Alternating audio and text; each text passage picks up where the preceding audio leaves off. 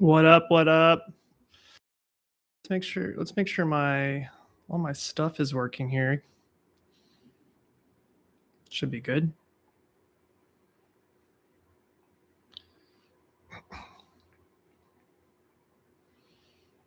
Good day. Happy Saturday. Supposed to be at the movies, but my friend got sick. So you know what? I was like, I'll just jump on the live. Charlie lives. I'm glad you're alive, Charlie.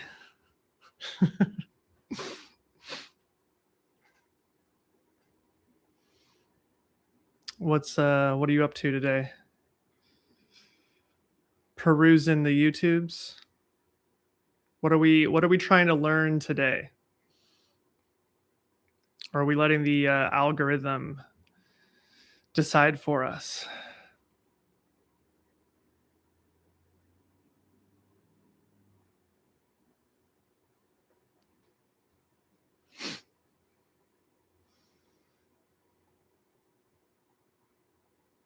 Happy Saturday, people that are jumping in. Happy Saturday.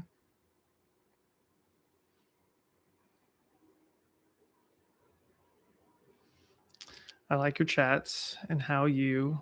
Do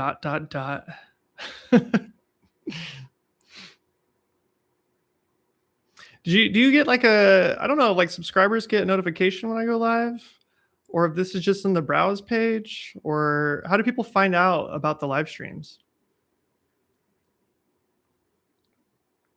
I feel like YouTube has changed all their stuff, and so you just never know who's gonna see your stuff now. I mean, good evening. Where are you located that it's evening? Let's see. It's 10:42 a.m. for me. We're in the AM.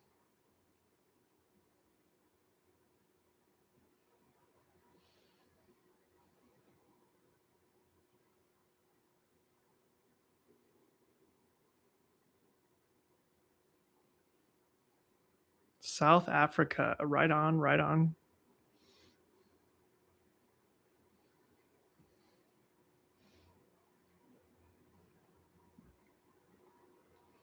What do we got going on?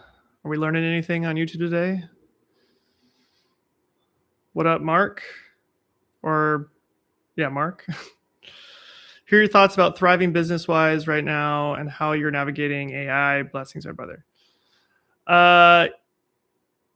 Yeah, big question for a lot of people, I suppose. When you say business, you're just referring to cinematography business. Like, how's it going? Like, people getting work. Argentina, what's up? What's up? Love it. Yeah. I mean, I'm working. I know that's like maybe a little different. I'm very far in my career, so it that level of foundation makes it where I'm just, I'm usually working. So how you can make this a living, I haven't pulled the trigger yet because I'm in a very, very small town. I don't know if it's possible to keep on. Yeah, so I'm trying to focus big on that this year. I don't know if you've checked out my school community, but you can jump in there. I have a new tier that's set up, and essentially I'm going to be launching in a coaching side of the tier. And a big component of that is positioning yourself as a cinematographer to actually get hired. So if you're interested in that, you can jump over there. Right now, the coaching isn't live. I haven't built out the whole program yet. It'll be a 90-day program that takes you through a bunch of steps to help position yourself as a cinematographer. So you feel a lot more comfortable and you're in the right place to go out there and get work. But right now, you'll get instant access to my cinematography course if you jump into that membership. So you get a bonus by jumping in. That's like half off what my course usually costs just by joining for the first month. So if that's interesting to you, jump in there and also get updates when that coaching goes live. But yeah, that's what I'm going to be talking about. That's what the whole thing is kind of about. It's about positioning yourself correctly So you'll get work as a cinematographer. But yeah, a um, small town can be tricky. Uh, um, cities are a lot easier. So I don't know if you're like city adjacent. Like, are you like in a suburb, or are you farther out that you could still work in the city as a local? And as local is essentially like you don't charge them for traveling into the city. That's basically what that means. If you can work that way, you can still position yourself to do that.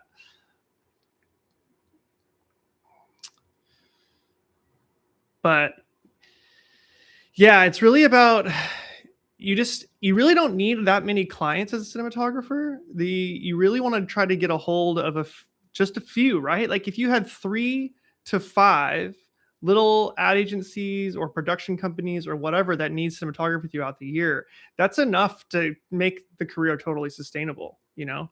Position yourself accordingly for the type of work that they do and be able to help them with that work, create beautiful images for their work, and be reliable, and then you'll keep getting hired.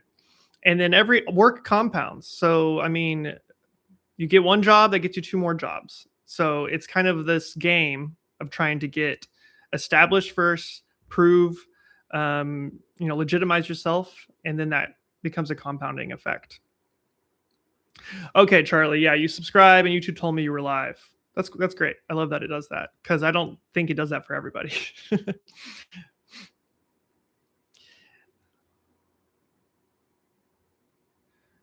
If you had to suggest a camera to buy for a DP who's wanting to level up from a mirrorless, what would you suggest? Komodo X, Pixis 12K, DSMC2. Uh, yeah, I have a couple thoughts on that. I think I'm gonna make a video about this soon. For me, I've touched on this before, but definitely pick a camera that's cinema focused. So yeah, upgrading from a mirrorless. I think a really good start would be a Blackmagic camera of any sort, what you could afford. I think like the cinema camera 6K is a lot of camera for the price, and it would really help teach you how to use a cinema camera. The Pixis would be the other obvious choice. What's cool about the 6K cinema camera is that it now has autofocus, which I'm not saying you should use autofocus for, but for a lot of people that are transitioning from the mirrorless and maybe still have jobs that are like interview style jobs and you need autofocus and you don't have that crew yet to support the cinema camera lifestyle, the 6K is interesting because you could use autofocus still.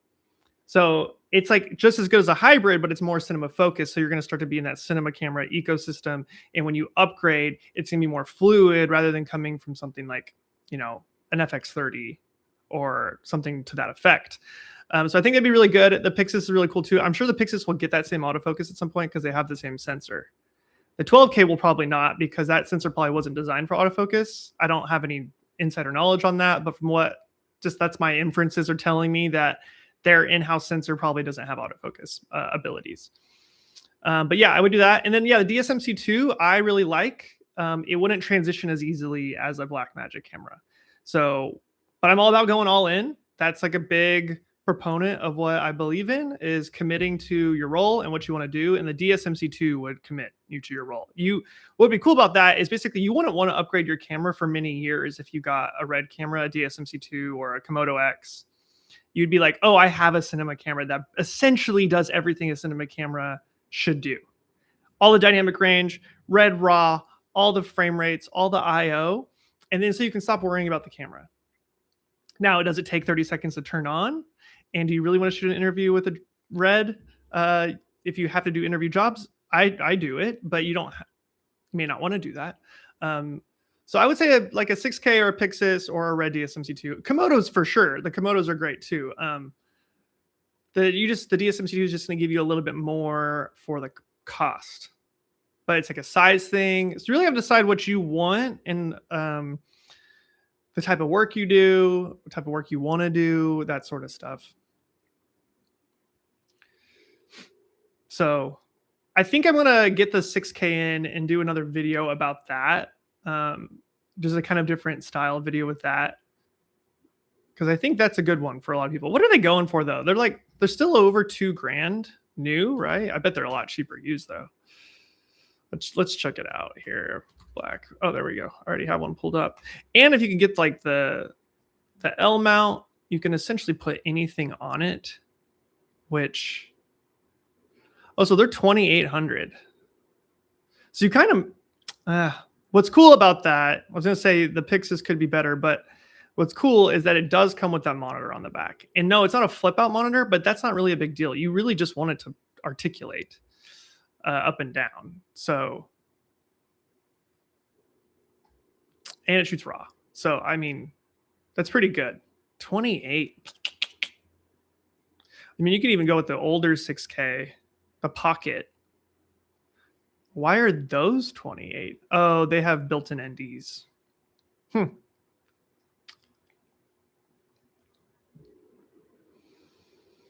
Let's see. What tips in client relationships do you feel come up top of mind for success? Do you? Yeah, I mean, a lot of that is, so fundamentally, you need to know how to do things, and you need to be able to make a good image, right? And a lot of what that comes down to is consistency, and this will get better over time. But you're wanting to try to create is the least amount of friction as you can on set. Anything business related is about solutions, right? So you don't want to have friction. So you want to show up and have and this is what I talk a lot about in my course, is having that mindset where you're able to figure out what the variables are on set, the things that need to happen, and how to problem solve that equation. So what can you control? What can't you control? And then having solutions for those things. And then you want to be nice to the client. You want to be able to meet their vision expectations, and while still, bringing your sauce to the table. Oh man, you know what? I wanted to record this. I'm going to record this. This is good info I'm dropping right now, Let's record this real quick. I won't start over, but all right, we are recording. Yeah.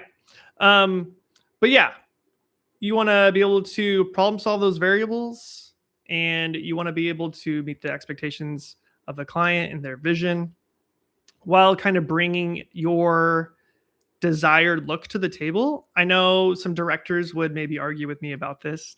Each project has its own look, and you want to try to, achieve that look. But at the end of the day, you being who you are and what you like and your taste, that will show through on what you shoot. But I think it's important to always hold on to that. So, like, I have a look and it fits certain types of jobs, and so I attract those certain types of jobs. And that's a big push that I'll have in my coaching program. It's like, you want to design that. You want to figure out what your look is. You want to figure out what is your style. And you don't have to have a very specific style. Like I said, you kind of inherently bring that to the table. But you want to track the type of work you want to make, right? And then the clients, that creates less friction, because if the client already knows what type of work you shoot and what you're good at, you'll attract those types of clients. So you'll just end up on set with the right people. And then you want to be nice. You want to be cordial. You want to be, like I said, no friction, no ego. The ego is a big problem in this industry, and it has been, because people do get obsessive about their creations, right? And you can butt heads, but at the end of the day, you want to try to do what's best for the project, while just keeping those other things in mind about your own personal brand. Second question there, do you like the Nikon ZR for Red Raw? I love the Nikon ZR for Red Raw. Yes, I wouldn't use the Nikon ZR for any other reason though, which is the problem with it. So buyers beware, and and it's not compressed Red Raw. So it's going to eat up all that expensive hard drive that we now have to deal with. So that's something to be super cognizant of, is that we're talking almost a gigabyte per second, right? Isn't that what it is? 1,000 megabits per second, like megabytes. So it's going to eat up some cards. I think for a lot of people that want the Nikon ZR, you kind of might as well get the Komodo if you don't care about full frame, because you'll actually get compressed RAW. So I was talking to someone recently and they were talking about switching from the Komodo to the Nikon so they could be a little bit more mobile. And I was like, I don't think you'll actually like that. So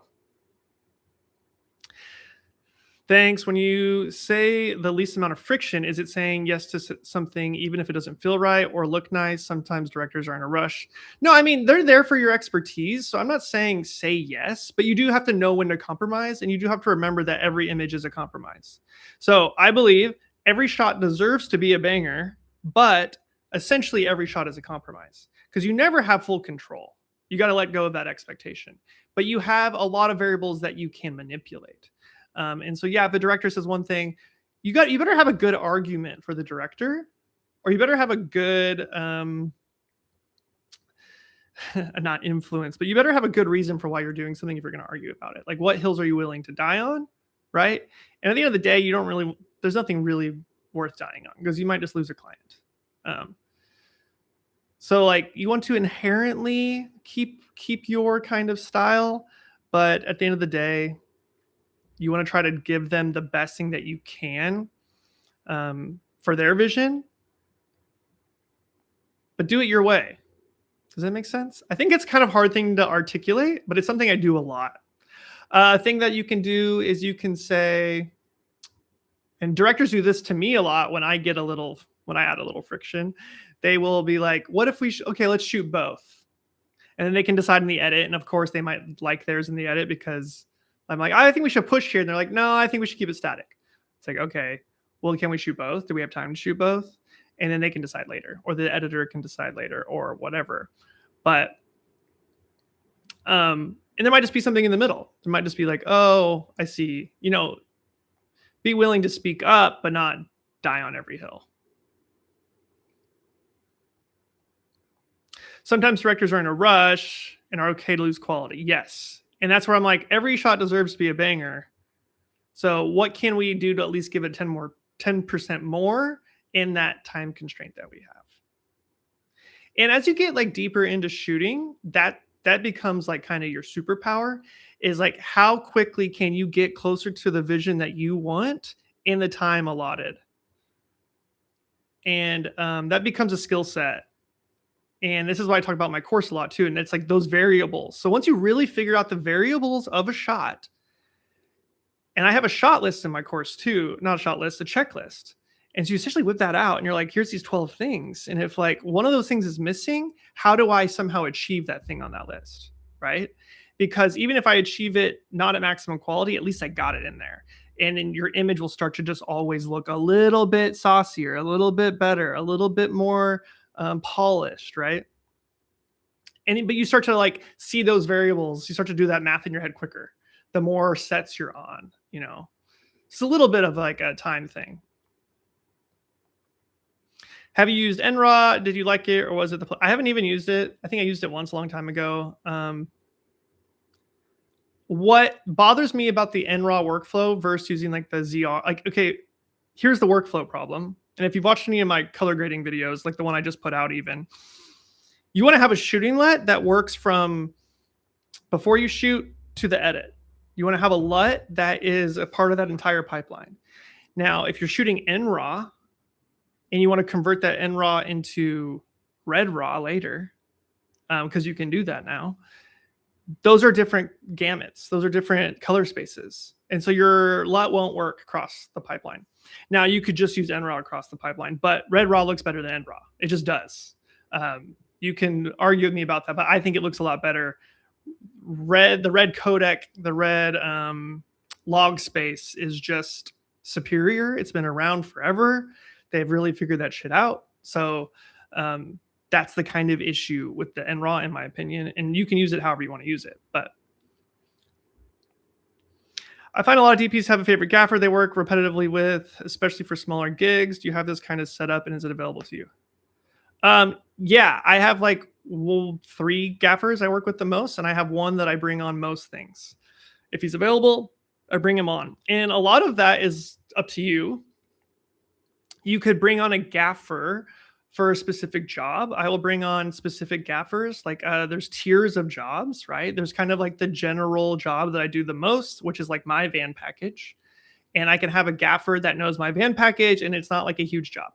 If I level up that tier, then maybe I bring on someone that has more stuff in their van than me or has more technical know-how for that specific type of job. And there's a tier above that, and it's like, no, I need to get the like LA level gaffer for, right? But for most things, it's like I'm down here for like, 70% of the jobs. So that's kind of how I operate. And if they're not free, then I've got someone else. I've got other gaffers that can fill in that slot. I'd really like to work with the same people over and over again because they know your stuff. You create a shorthand, you get a rhythm, and I really like that. I try to have the same camera assistant on like everything I do. There's just times, once again, maybe you need someone that has a different technical skill set for a very specific type of job, and you kind of have to ask all those questions ahead of time when you're doing the creative brief, having discussions with the producer and the director to figure that stuff out. And then before, and I talk about this a lot, you really try to get in there early before the producer starts trying to hire people. Don't let that producer hire too many people. At the end of the day, it's your set. People get confused when I say that a lot, but like you are the one communicating to most people on set doing the production. There's higher level creative that the director's talking to, but then everything below that, that's all what's going to end up in the frame, except for the set dresser, which you should be talking to as well, for sure. Like you want to, I blanked out there. You want to try to get in there and influence who they're hiring because you know that you'll be better at your job if you have your people there, right? So I always do that. And luckily, I've got a good relationship with a lot of the producers now, and they're like, hey, who do you want for this thing? And in my opinion, a good producer will ask you that immediately. You don't want a producer to act like it's their set and they hire their buddies. Because then, like, how is that now going to affect you on the job? And maybe it's not going to be a problem. Maybe there's incredibly talented people, but for me, I kind of like my people. It's kind of how I am with everything. I like my camera. I like my lenses. I like my people. Creates this workflow, and that's where the friction goes away because the more pieces they add that you aren't aware of, the more friction is going to be created. You kind of want that fluidity. Steadicam Sam, gimbal or Steadicam? The answer is always Steadicam. Production can almost never afford Steadicam. It's a hard niche. But I would always say Steadicam. But the thing is, I own an RS4 Pro. It's always on the van. It can be up in 10 minutes, and you don't need an operator. But the creative answer is always Steadicam. Sam. God, I need some water. Shit.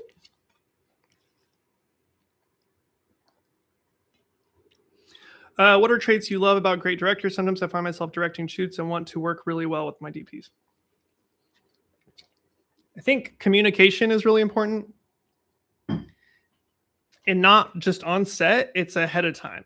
Pretty much everything about this job, all of the you'll find the best stuff happens in pre-production. So the more on page you can get, on the same page you can get with the director, the smoother the shoot will go. Get rid of all of those friction points and questions before you show up on sets. You're just executing on the day. So I think a good director is going to be really clear about what they want and then listen to the DP on how they want to influence it and what the problems that they see and their feedback. And then once again, it's kind of that compromise thing. Get ahead of it. Don't let them show up and say, oh, I don't want to do that. And it's like, well, there's times where I'm on set and I've been lighting a shot for an hour and a half, which you don't get very often. This happened recently to me, and this wasn't a big deal, but it was like I had lit this shot. I had I had a PA stand in, and I was working on it forever. And then they're like, all right, so here's this part of the script that we're doing now. And I was like, oh, okay, yeah, I remember the lines and everything that we're gonna go through. And then they're like, yeah, so it's this person and this person. I was like, it's two people? Like, for whatever reason, the script didn't lay that out in a way that I caught, and then maybe that's on me, but it's like, it's two people. So I had to quickly pivot and I had to bring in another light to create more wrap because now I had to go a little bit wider on the frame. I had to maybe change my focal length. I had to move the dolly. All these things had to be changed because I didn't realize there's going to be 2 people in the frame. So like, what a little thing that if I would have known that, I would have been 20 minutes ahead, 25 minutes ahead on the schedule. So just getting that just clear communication at the front.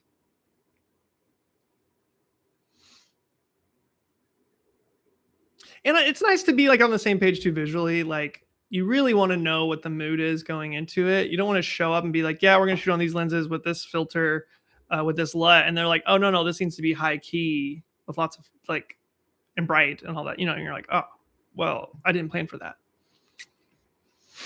I watched your video about grading in DaVinci. It was very helpful. Great. Yeah, I'm just still, people still just need some fundamentals when it comes to coloring. And I think people overcomplicate it with all the nodes and all the downloads. And I hope that was helpful.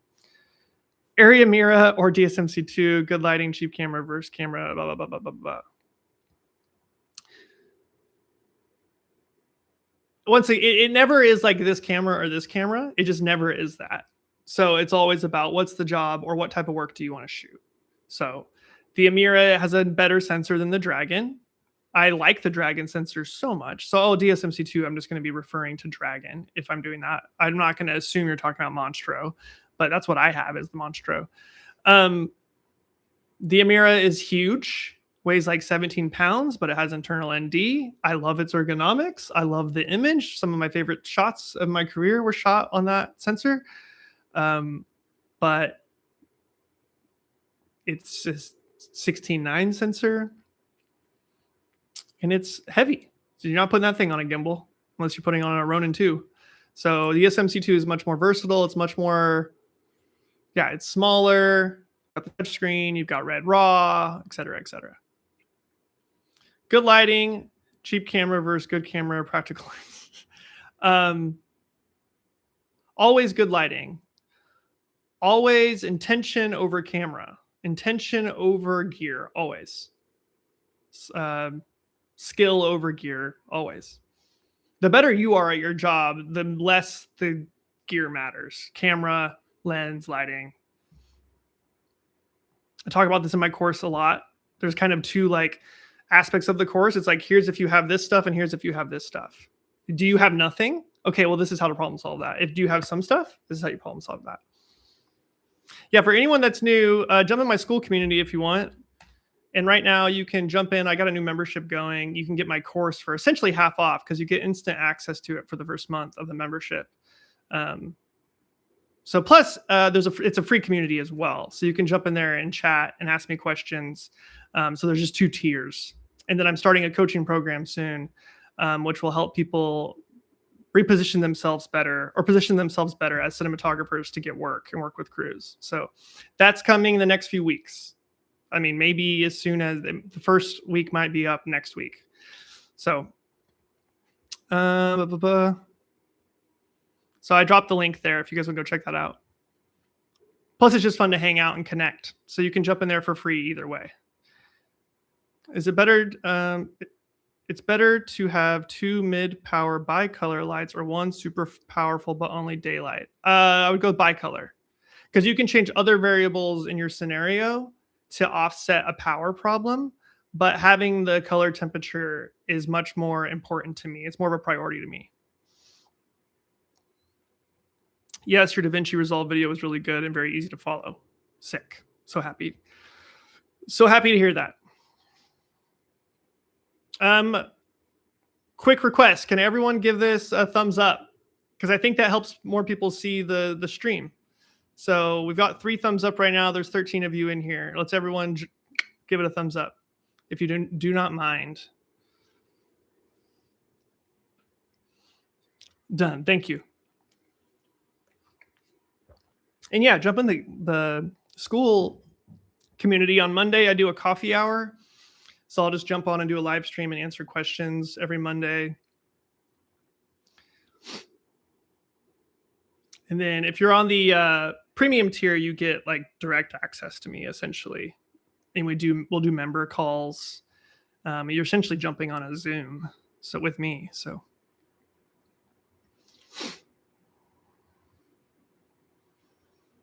Thanks for the thumbs up. Thank you. Thank you. We got 6 out of 12. Well, I hope that stuff's helpful. I do think that's the stuff that you can't really like find on YouTube and be taught. You know, it's like there's certain things on set that are just set things. I have this idea, actually, let me know if your thoughts. I have this idea of live streaming an entire shoot day. I have no idea logistically how to do it, but I think it would be fun. Just like taking someone through the whole process. Like I wouldn't be able to commentate too much, but you could just see how the operation is going.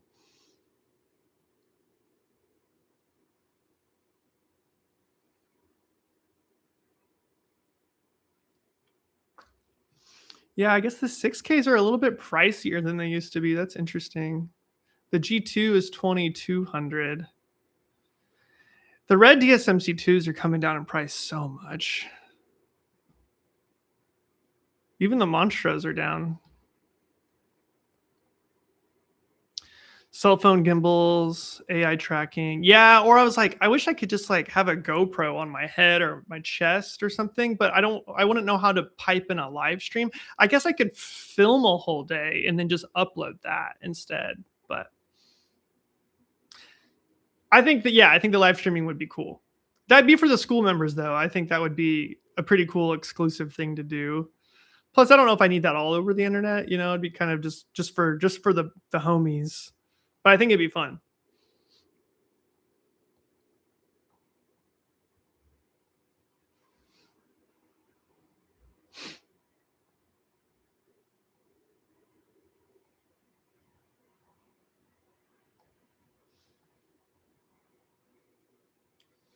What's everyone going through right now? What are some main um, friction points for you?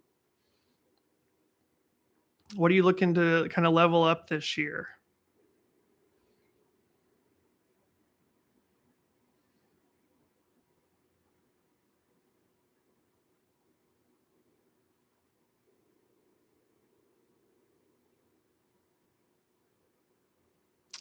Is there any Cine video cameras that does 6.5 besides Red or Lumix? I don't count Blackmagic because they have 23 millisecond sensor speed. um,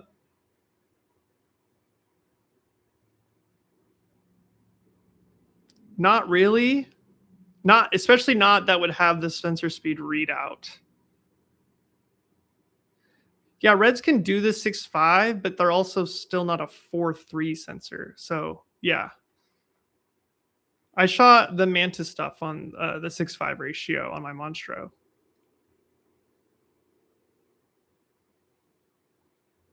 I don't know. I guess could Fuji do that? But I don't think they have that built in. So you would, yeah.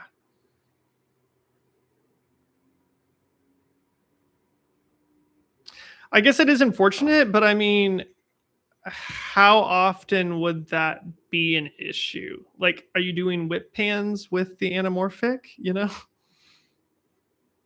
like for general stuff, could be okay. And you also have the gyroscope built into the Blackmagics, and so you can essentially like cut the skew in half, from what I could tell, using um, the software.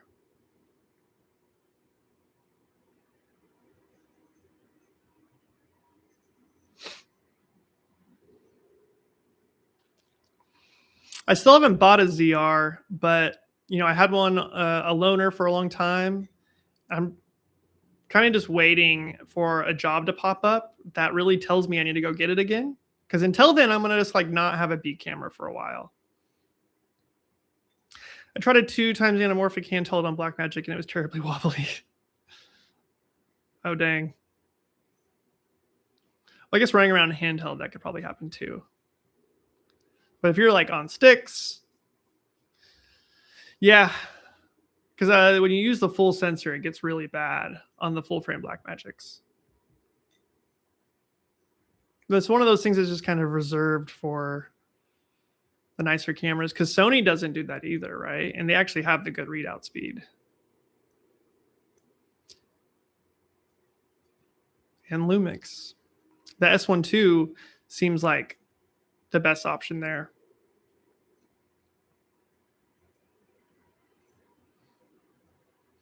Sony is stupid, and not just for that reason.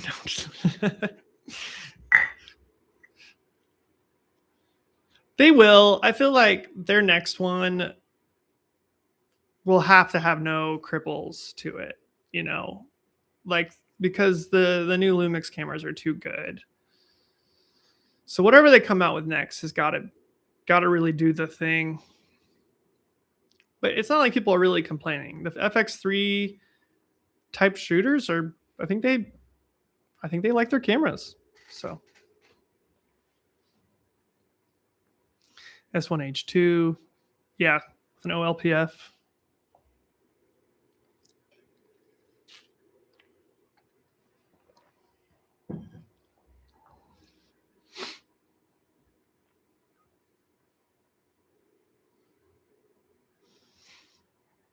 My advice to everyone this year is get out there and make stuff. It's easy to get caught in the old YouTube consumption trap, but try to put yourself in a position to actually make some stuff.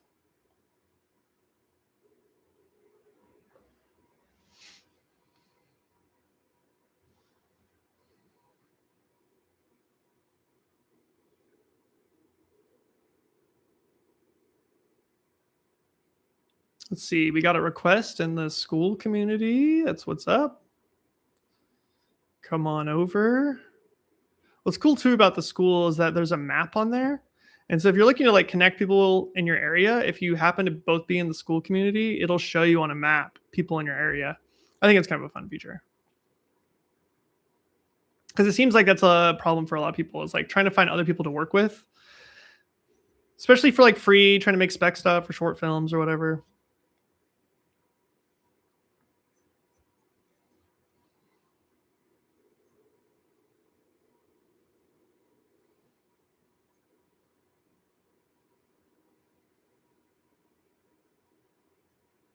I'm in Italy. It works too. Yeah, it's global. It's a global. I mean, I've got people from Australia, Ireland, the UK. Yeah, I'm in a new city right now. Have not done any creative work. Ah, dang. Yeah, I mean, a big part of it is trying to get out there, shoot some stuff, and kind of show people that you're shooting to attract them. Or, I mean, reach out to people.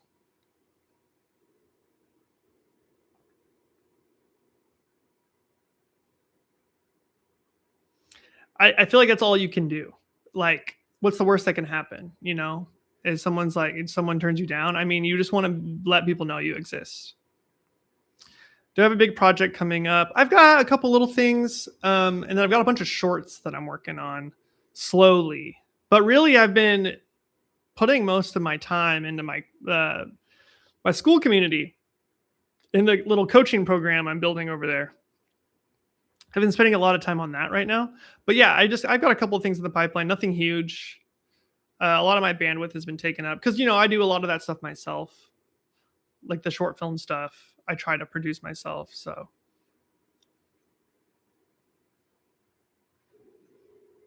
what up, Peter? Welcome. Thank you for spelling my name correctly. I appreciate that. That doesn't go unnoticed.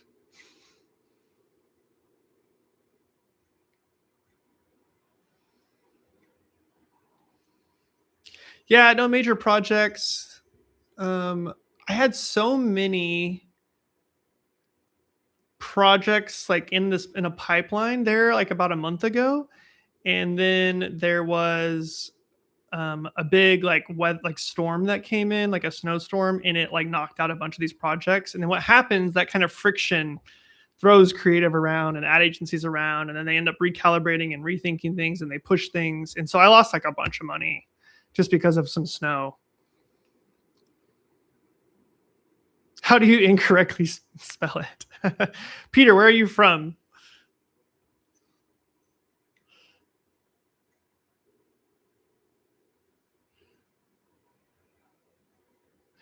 Okay, well, Spencer is usually spelled, oh, from Canada. Spencer is usually spelled Spencer, and mine's SCR, and which is much less common. And so that's why I said that.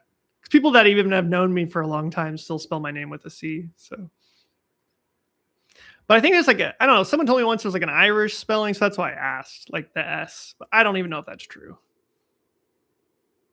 So, Canada, how's it going up in Canada? Are you I have a lot of people that are in the school community, a lot of people that chat with me from Canada. I'm always curious about the different markets up there. Obviously, Toronto has its own thing, but I'm trying to really like learn the lay of the land here this year and like see what kind of everyone's doing and where they're at and like because the best like help everyone. So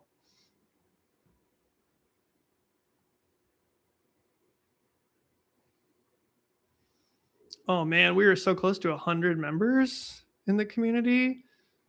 98. 98. This will become the 100 member live stream if two of you sign up.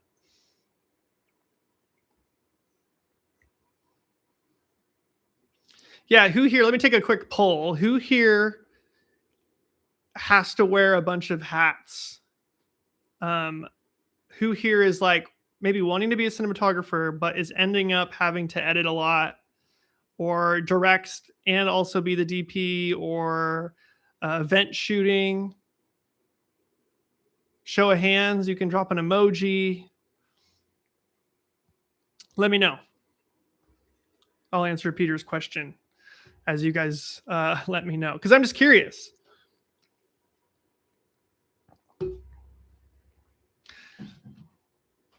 So I have a question coming from a DP. I shot my first short film a couple years ago and I got an IMDb credit from it. I want to get more into the film industry, but I have major imposter syndrome. Okay, what's the main question in that? What do you think the like main problem is? The imposter syndrome is slowing you down from feeling confident on set or working with people, or what do you think the main hang up is? Yeah, okay. We got two here saying the one man band. Yeah, okay. So my take on imposter syndrome is that there's a couple things to me that are kind of wrapped up in that. There's two ways to kind of get rid of it. One is simply just experience. So if you just shot your first short film, so you're early in your shooting, it sounds like. And so with more experience, you'll just get more comfortable. And so my advice there is just to do more of it. You kind of have to just kind of deal. You just have to like get through it. The other part of that is a mindset perspective shift. Something that I truly believe in is you are only what you are, who you are, your perspective. So you're not trying to be anybody else. You're not trying to fit a role. You're not trying to be something. You're trying to just be yourself. So own your own stuff. Whatever you think looks good, how you operate, just own that and bring that to the table, and that will attract or repel certain type of people. So, and that comes with all projects, right? So that's all you can do is be you. The imposter syndrome comes from this idea that you think you should be something else, right? But that's impossible. It's impossible to be something else. You're scared that you're not good enough. So yeah, so meet yourself where you're at. So I think the thing that maybe people want to do is they're like, I want to work on these films, and I see these other people in my area on Instagram, and they're ahead of me, and they're working on this level, and I don't feel like I can compete. Well, don't try to compete. Don't try to work with those people. Find someone else that is at the same stage as you are in your path, in your journey. Find a director that wants to make a film that also has only made one film, right? Then you won't have imposter syndrome, right? Because you're both at the same level. And what's really sick about this is then you come up together. You work together, you learn things together, and when they get a job, you can get a job. When you get a job, maybe you can bring them on, or I say jobs, but short films. If you have an idea, same thing. So I think the idea is that you're not trying to shoot above where you're at. Meet yourself where you're at, and then own that stage of life. or of your journey. Yeah, the law of attraction. I am like a big believer in that. It's going to be a big part of what I talk about in my community, because it's defining that clarity of what you want, and that you'll attract those types of people.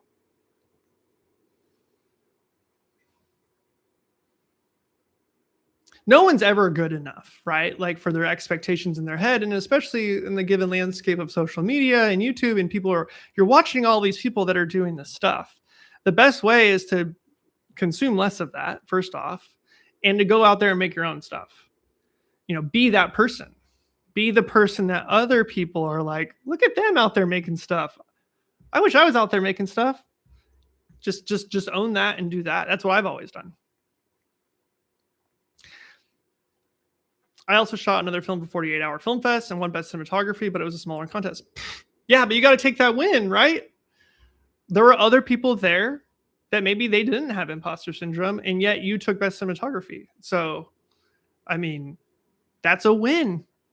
So, like, appreciate the wins. Be grateful for the wins.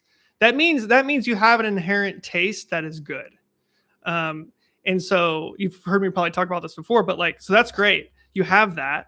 And now you just want to start refining that by building skills to help support that taste. But your taste came early, which is like, that's how I was too. I didn't know how to do anything, but I knew what looked good. Right. And so then I had to like build my skill set over time. And the only way to build that skill set is to keep practicing. So you either need to keep making more films, or you need to be practicing at home.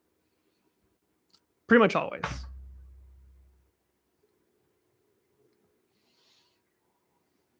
Yeah. Okay. So we got a couple of hands up here for people that are saying they're doing one-man band stuff. Yeah, I really encourage you to jump in the school community if you haven't, because that's what I'm going to be launching, is how to move from that one-man band position to working with crew. It's going to be a 90-day process that helps reposition you to that. What up, Art Vision Movement? Aha! See the Spencer spelling here, Peter. It happened right after, but thank you for correcting yourself.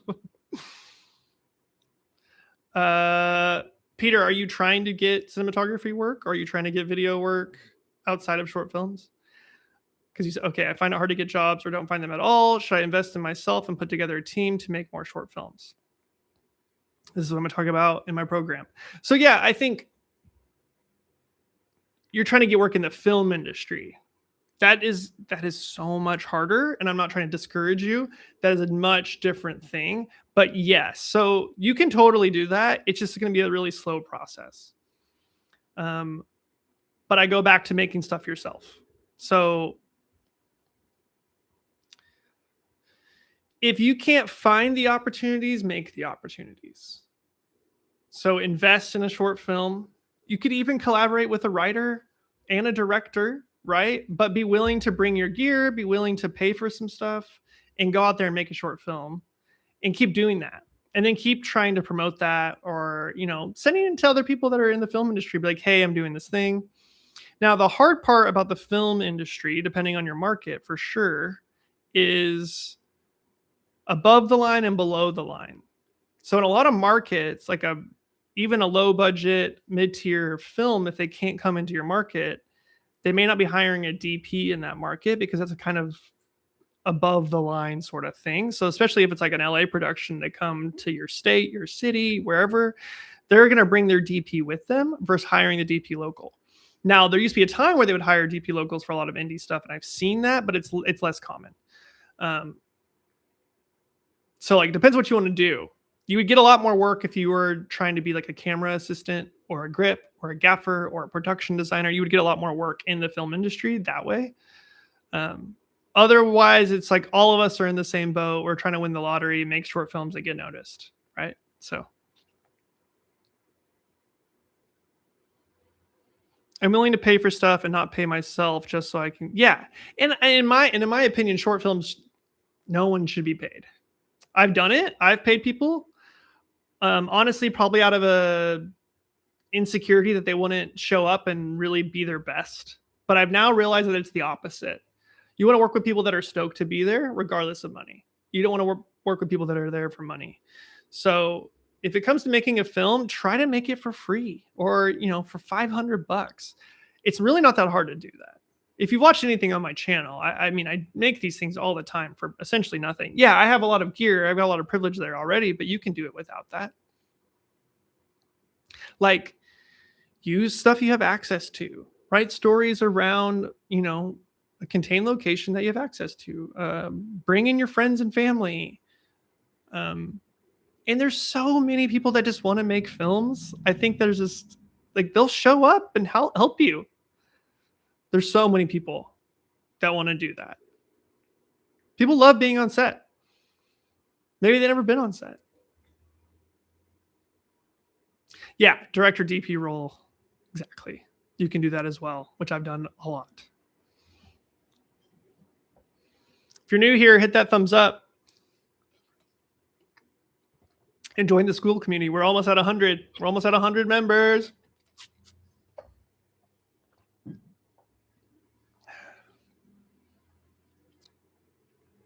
Oh, did we just do it?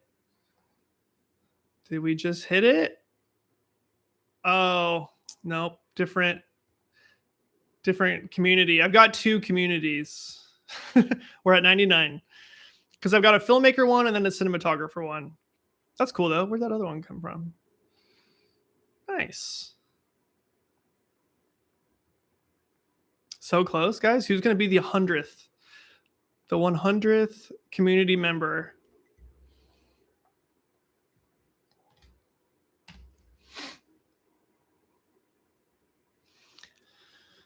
My first film that I did, I got paid $500. I said it's worth it because I got the IMDb credit. Next question. You got paid $500. How many days did you work? I honestly don't know if people look at credits. I actually am really bad about that. I've made a bunch of short films and I've never put any of them on IMDb, and I feel bad. I need to go back and do that. I mean, I'm not looking at credits before I bring people on. It's always relationship based. But there's always a subtle market. Like, you always want to look, once again, law of attraction. You always want to have yourself online, positioned in a way that legitimizes people, or legitimizes yourself. So when people are being like, "Oh, who's this guy? Should I hire this guy?" They can go find certain things about you and know that you take it serious. And so having an IMDb credit probably is helpful if they go that route. You might as well. 3 days, not full days though. Yeah. So that's quite a bit of time. But in my opinion, if you're doing short films, that's just for the love of the game. I mean, if you want to actually make a career at this, go the commercial route first. Otherwise, you need to be one of the other positions on set. You need to be a camera assistant, grip, PA, second unit, something.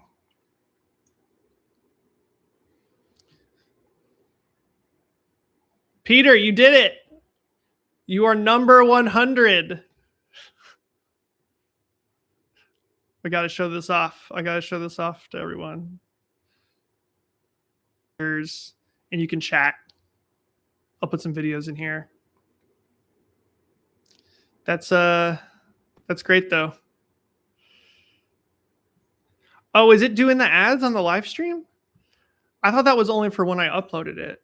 That sucks. I'm sorry, guys. I'll make sure I don't do that again. I'll turn that off. Starting my YouTube April 1st. Thanks, being kicked by a handful of YouTubers in my network. Any recommendations? What's your YouTube about? I can probably give you a lot of recommendations.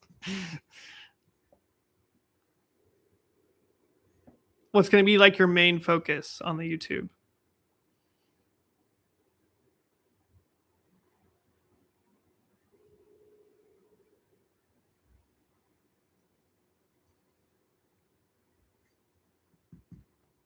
Peter, you should also join the other school community. It's the indie filmmaker.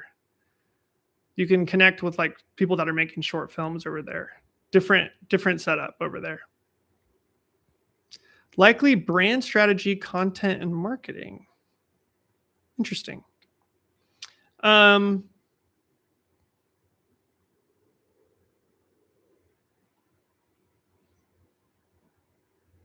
Let's see. What are your goals for the channel? Life goals, financial goals. What are your goals? And I can drop you a little bit. I will probably won't get too heavy on how to do YouTube on here. I don't feel like that's what people are really here for, but I'll help you a little bit since you're a super fan. You're number 2 today. Number 2 in the charts. Make that money. I don't make any money from those ads. So, but I you know what? I appreciate that. But it's pennies. It's pennies. So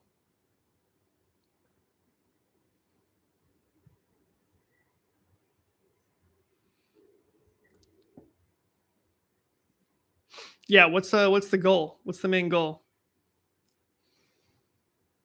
Some quick overhead advice is that YouTube is less about attention than it used to be.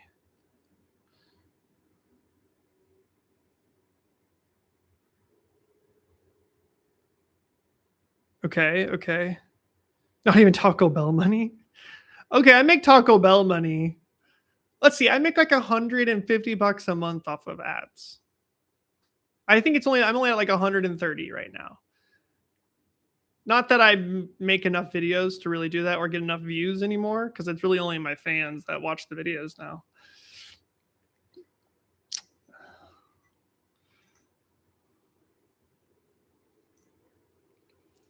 But yeah, YouTube is less about attention. It's more about talking to your people, your direct people.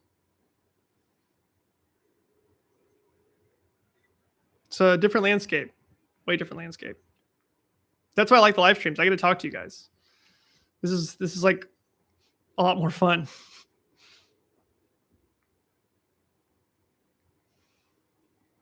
Pretty stoked on this 100 members. That's a good number.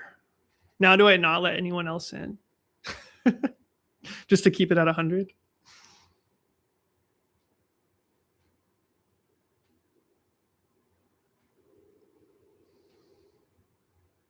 Yeah, I think you're gonna in the land of AI, art vision movement. I think there's a lot of stuff that needs to be chatted, like talked about there. For the life of me, I'm trying to figure out how I found you. I was not a DP for Film Riot, no. Although those guys are not far from me. I wish they would hit me up. We could hang out. I would say Film Riot was one of my inspirations to start the channel, because they were kind of the OGs.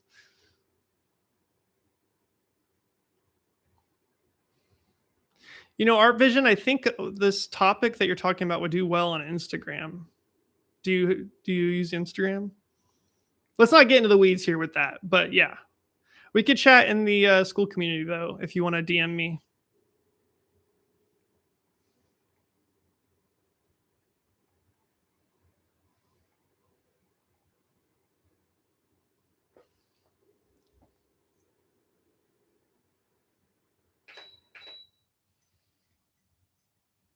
I had my space heater going over here. My 100-year-old house. I got to keep some heat on my feet.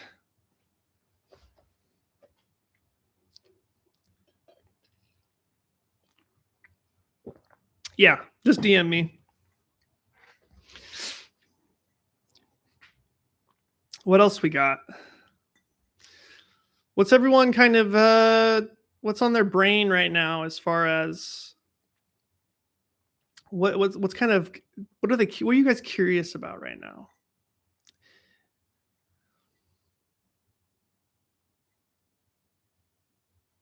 Yeah. Will AI take our jobs? No. It's actually pretty funny how many people a year ago they were like, "Dude, can you imagine how far AI is going to be in a year?" And yeah, it's there, but like it's affecting my day to day, but it hasn't taken any of my jobs from what I can tell. And I still don't believe I believe that businesses will want to use AI a lot, but I don't believe humans like it. And I think that there's going to be there's too much friction there. I talked about this a lot, but it's more of a repositioning problem. It's not, it's like there was film and then there was digital and then there was DSLRs and then there was mirrorless. There was practical effects and then there was computer effects and then VFX and now we have AI for effects. It's like we just have to change how we do things. It's not going to take your job.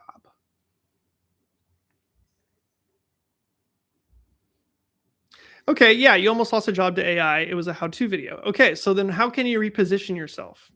Can you be the person that does that prompting?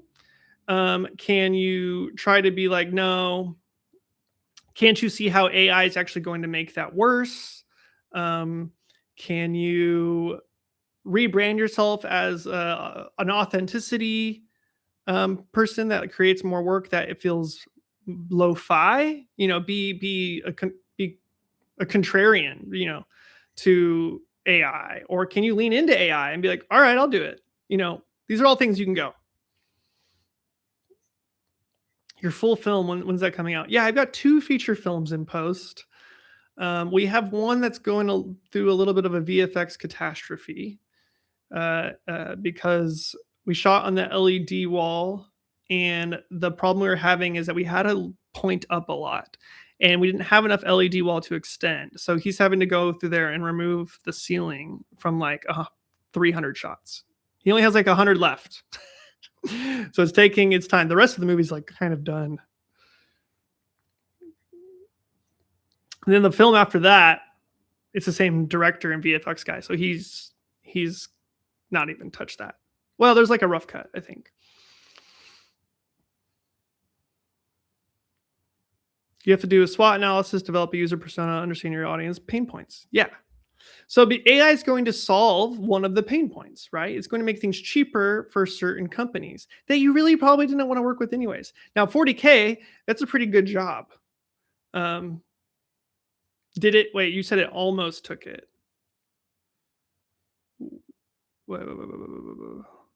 How were you able to retain it?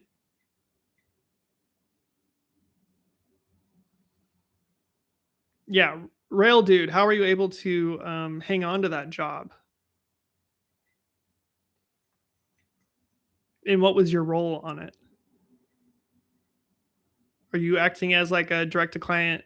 Clearly, 40K, you're acting as like a direct to client production company.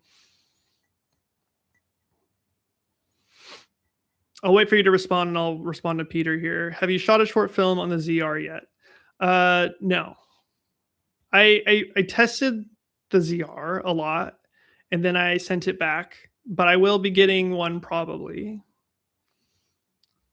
I don't know if I would shoot a short film on the ZR. I mean, if that was the only camera I had, I would kit it out and use it for sure. But a lot of hard drive space.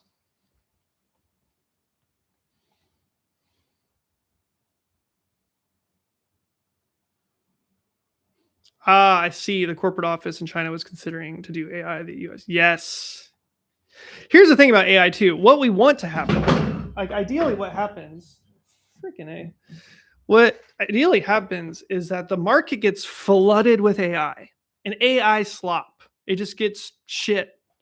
And then people are like, this sucks. No one wants this. And then we just go away from it and we just stop using it. Hopefully that's what happens. I think it's already happening. You're already seeing like how AI is being used for a lot of other things, like for copy, um, for you can see things are outlined differently, and people are just humans reading AI stuff. So the more of that and the more inauthentic that stuff is, the more, yeah. I'm so glad. See, that's kind of nice. You had the US office pushing for a real video. People are going to like real video stuff is doing really well. So it's actually way more effective. The AI stuff is making it to where people can doing something more human resonates even more than it used to because now we're competing with robots.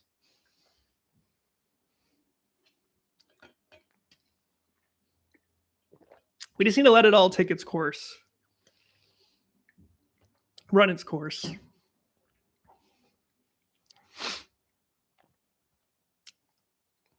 Ideally, AI is just a VFX tool, ultimately.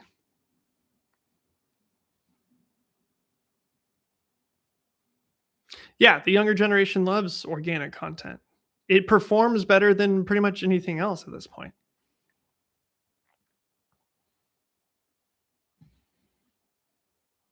But that's unfortunate. Let me say that does suck that you were in that position.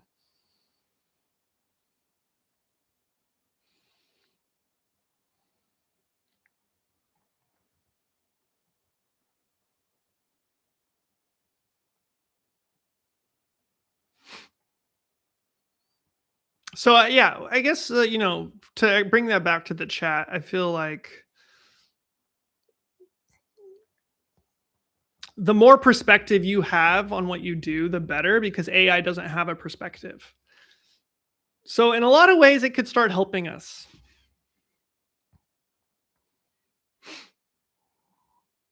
What up, Brandon? Dude, what are you doing? Aren't you like in the Arctic or something? Jumping on here? You're on your way back? If you want to talk, let's see, Peter, if you want to learn about the Nikon ZR, go hit up Brandon. He's the ZR guy. That's it. I don't think he asked for that, but he became the ZR guy. Charlie, I have a Blackmagic 6K Pro, Blackmagic 4K production camera, and the Blackmagic Ursa Mini 4.6K. Have you used these? I have used all of those, yes. Which one would you use for shorts and movies? It doesn't matter. Camera doesn't matter. I mean, it just depends what you're trying to do. The 4.6K is the most well-rounded for that type of thing. It's got the best sensor. The 6K sensor is almost just as good though, and it's smaller. So just really depends what you're trying to do.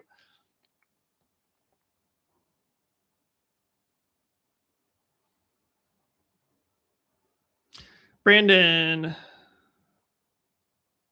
Oh, you're shooting this doc on the ZR. There you go. Yeah, Peter, you need to hit up Brandon. How's the hard drive space going on that, Brandon? Did you bring your $2,000 worth of drives?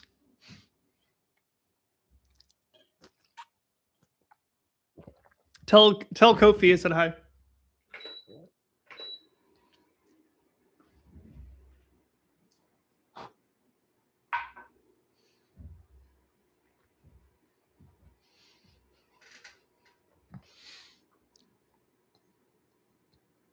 I was recently at a camera store and they said they have been purchasing more film than ever because the new generations haven't experienced anything in the physical realm. Yeah.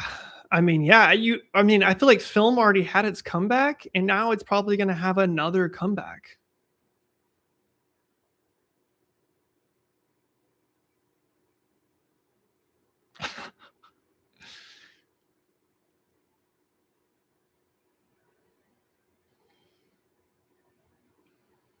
Start it. Start the channel. I'm not the data guy, but I feel bad for them.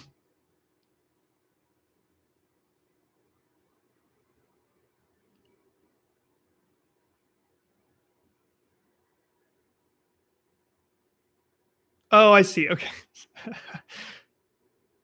So you've had some issues.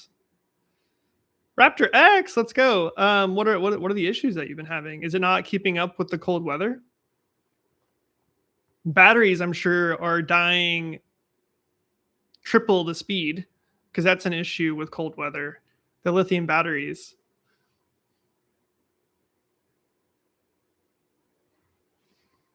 I feel like I'm yelling into this microphone.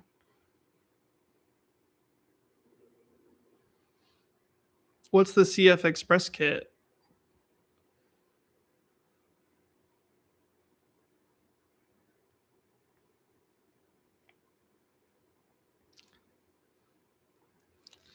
Oh, DIY media. Huh.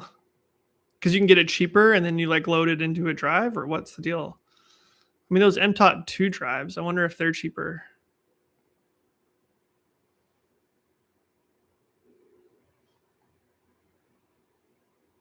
-40.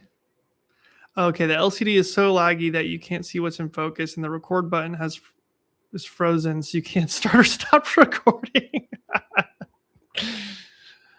um, yeah, yeah. I mean, I really wouldn't expect it to be like the camera for that type of work. And that screen is cool, but you want a top monitor still if you're going to be doing that kind of work. Dang. Good to know. Still just going to rock it as a B cam. I don't think it'll be A cam on anything that I do.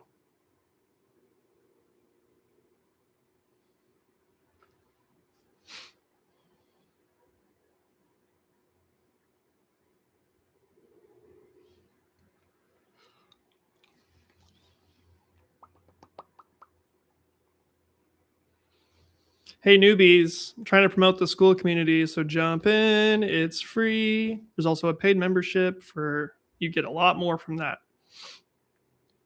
The Arctic is problematic for all cameras though. All the LCDs, even the big top monitors, have the same issues. The DJI Action 6 is the best camera out here.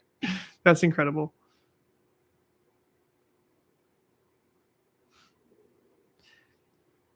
Yeah, I really feel like when I heard you guys were going there, I thought that was just nuts. Like I didn't know. Do you feel like you were prepared for what you were getting yourselves into? Also, how long can you be out in that? Doesn't your breath like freeze at a certain temperature?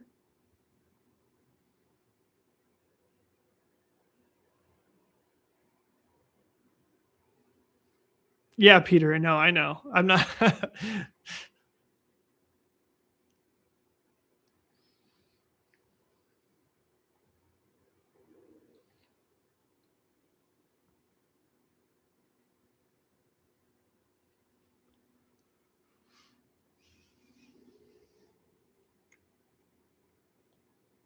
I saw Hoppers last night. New Disney movie. It rocked. Just FYI. Actually a good script. Actually funny. Was supposed to see The Bride this morning, but my friend got sick, and so we had to forfeit our tickets. It's 15 today and technically still winter. 15 Fahrenheit?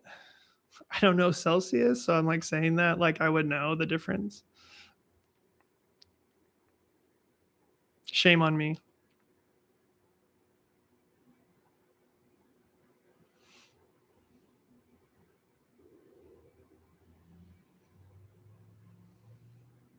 Let's go hop into the old school community and see what's going on over here. Lex, I think you were on the old live stream.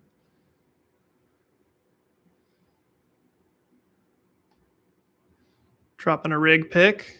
Got the Sure tripod. Yes. I like the Sure tripod, which I was surprised how much I would like it.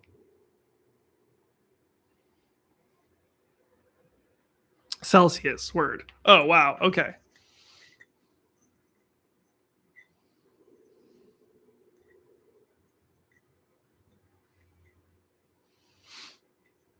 Total cost was $400 to make a CF Express Type B. Might be worth the gamble. To make one? For what memory size?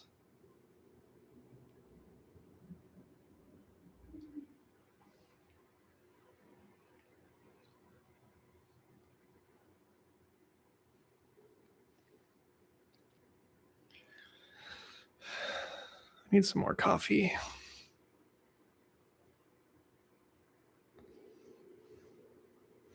Interesting. I don't know if I'm interested in building my own media, but that's a fun thing that you can do now.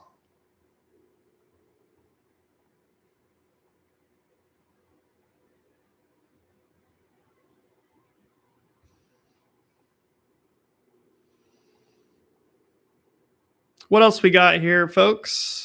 What else are we interested in? Got some more questions?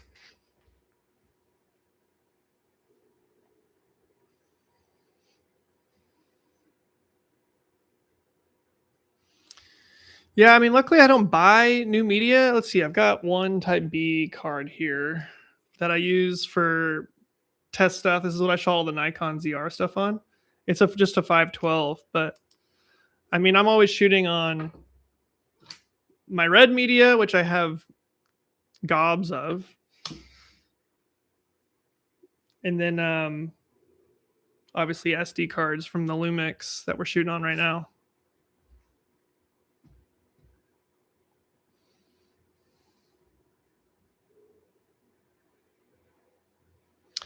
Ah, you don't go back and forth from the cold and the warm. That makes sense.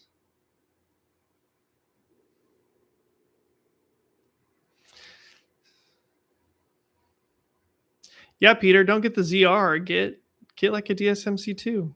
Or did you say you already have one? I can't remember what you said you were shooting on.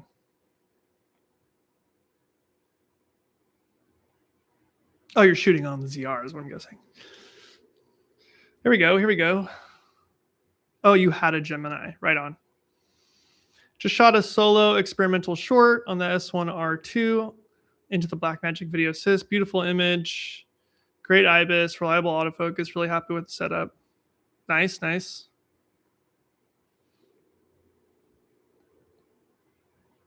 Spencer, how are you doing? Things going well. Things are going great. Things are great. Just building out my school community, my coaching program, and I've got pre-production going on 2 short films. I got some jobs coming up. So everything's great.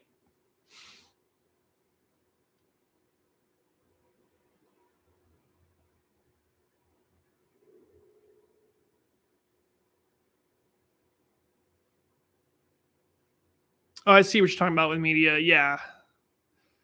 Because yeah, clients will often have to buy a new drive for each one. But yeah, yeah, it's the smaller people that you're probably not gonna be able to keep their media for very long, or you're gonna have to use some sort of like Dropbox system, cloud system. Which I wonder if those are gonna get pricier too. Oh wow, Peter, you've been following the coffee business. No, we had a cafe that was French macarons and coffee, and my wife got sick and tired of it, and so we gave it up. And now she's finishing her master's program, so to be a therapist. Still love coffee, still roast my own coffee, but I no longer have the old espresso setup, which sucks. But I'll upgrade to that here soon. I'll eventually get back in the game.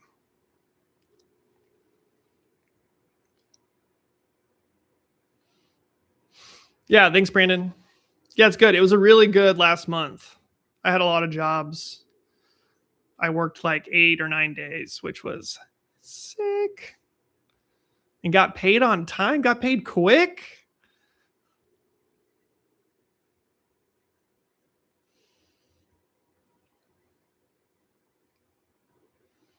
That's what it's about. I've got a decent coffee setup right now, but I just rock the Hario V60. I mean, I don't do anything crazy.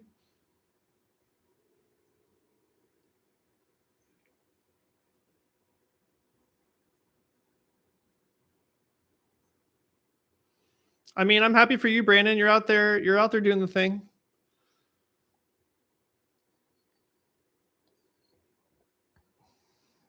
I don't know what that acronym means. LCSW.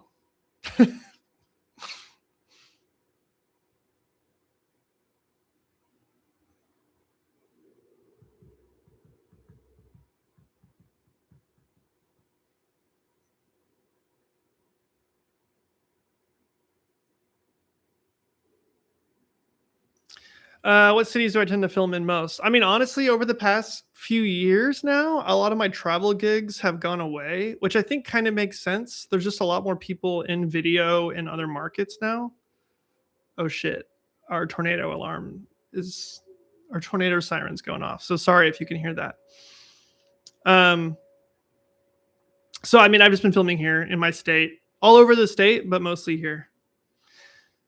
I used to do a lot more work in like because I'm in Oklahoma. I used to do a lot more work in Texas and so on. I used to travel a bunch, but I kind of a lot of those types of jobs have changed. It's more like if there's a big client that does that, they're coming here and then they bring me on because they find me through my website or whatever, and I'm like one of the more qualified people, maybe, and I guess like T-Mobile and stuff when they come. But I haven't been traveling a lot. Yes, tornado siren. I live like if you've seen the movie Twister, like I live right where they shot that thing. So um, there were tornadoes this week. Some people died, but it's going off right now because it goes off every Saturday as a test. Saturday at noon, it goes off. Oh, LCSW. No, she will be an LPC. So not a social worker. Not a social worker.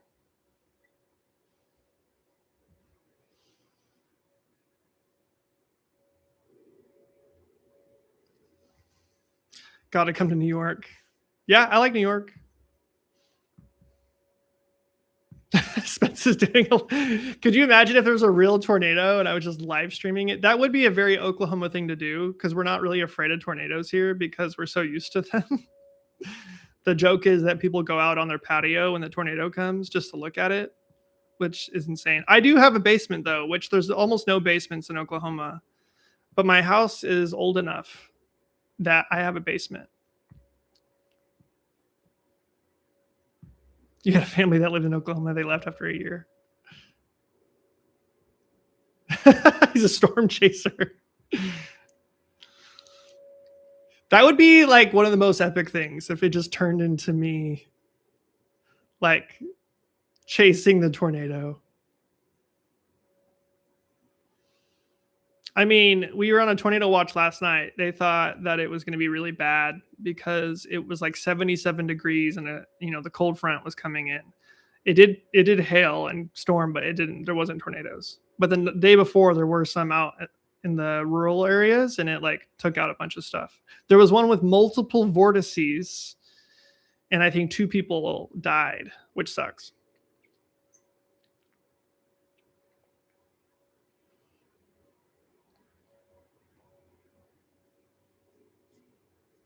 Cinematic storm chasing. Didn't Mark Bone he did a storm doc. He was out here. He was probably here.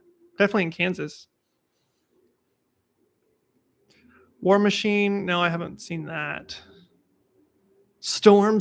Tornado cinematographer. How do you light a tornado?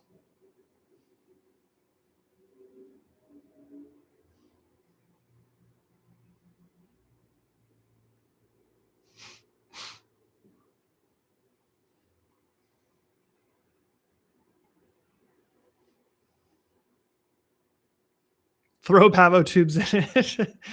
Throw my 1200 on a generator and let it hold power up into the tornado.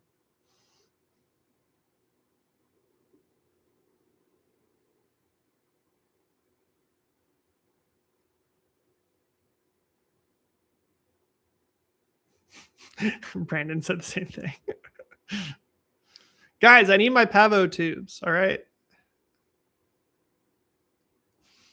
They're a staple. They're a pillar of my lighting.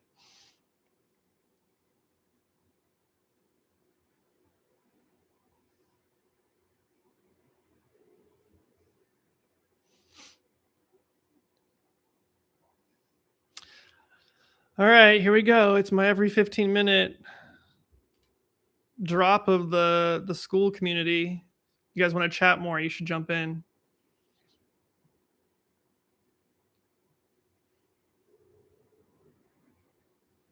This is what it's about this year. Stop consuming and start interacting. All right, see you, Brandon. Good luck. Good luck out there.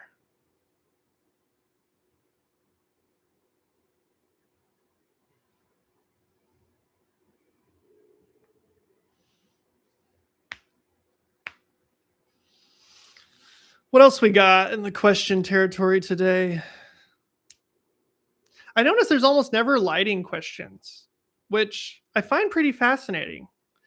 Is it because of the amount of lighting stuff online? I mean, does everyone feel confident in lighting?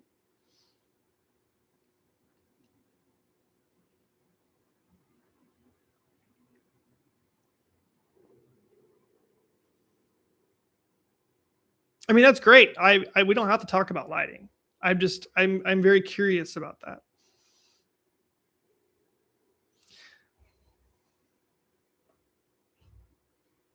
I really got to get a new microphone. You were just going to ask a lighting question. Yeah.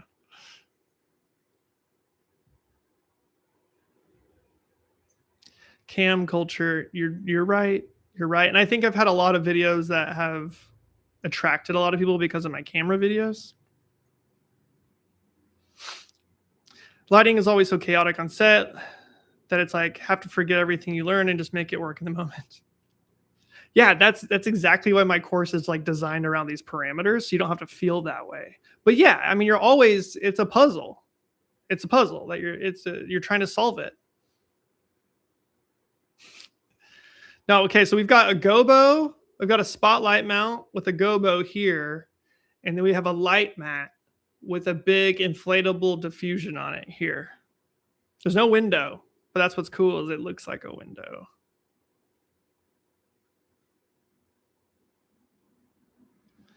What are you saying, Art Vision Movement? I think the poop is number one photographer, videographer, the poop. You're talking about the people.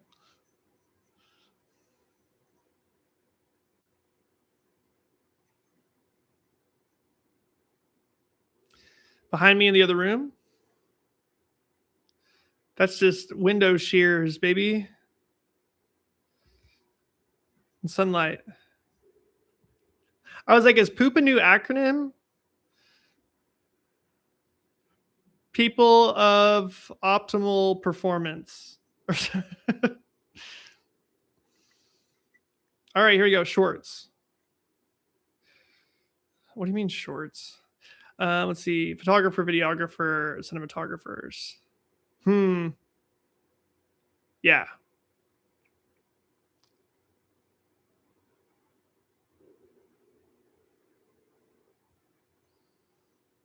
What about the shorts? What are we talking about here? Crusty pork. Rusty pork? These names, guys. Use your name. Oh, thanks for advice on IG the other week. Oh, I don't know. I give a lot of advice on there. I don't know. Oh shoot, I just expanded my screen here. Hold on. Ah, the vertical shorts. Right. I'm curious about that. What camera are you using right now? This is the Lumix S1 2X. I'm sorry, the S5 2X. So used to saying S1 2.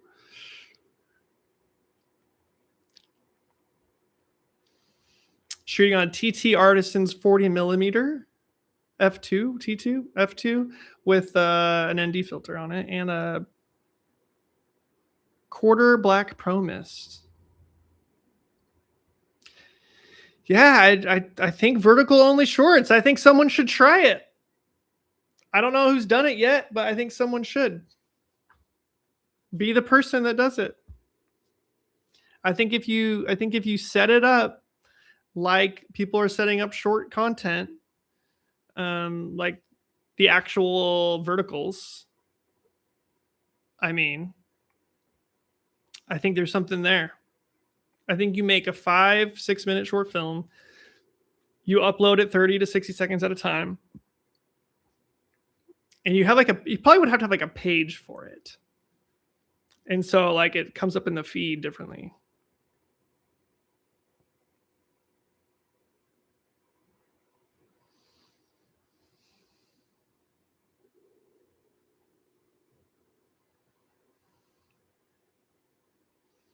Creators backstage.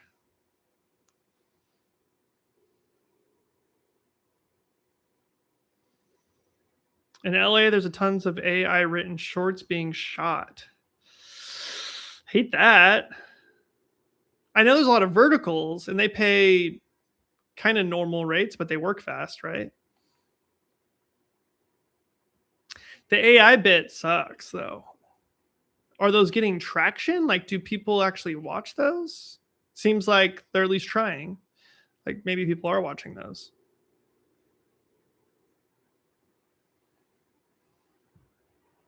Oh, terrible rates. Yeah. But I'm just saying like on verticals. But oh, so they're cutting corners by having AI write a script, and then they're cutting corners on the rates. Great. Love that.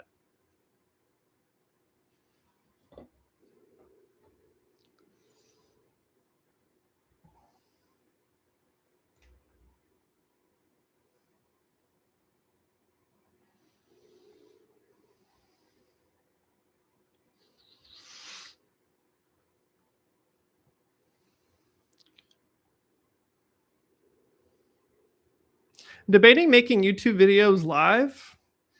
I feel like it would be problematic, but what are your guys' take on that? Like if you turn this on and I like did an intro later just so I can have it to make a video,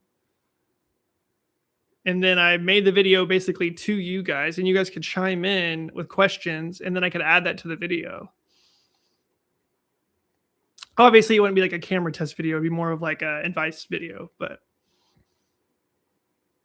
all right, we'll see you, Peter. Thanks for joining the community. We can talk more over there. Just hit me up. Ciao, ciao. Mad Men reference? Anyone?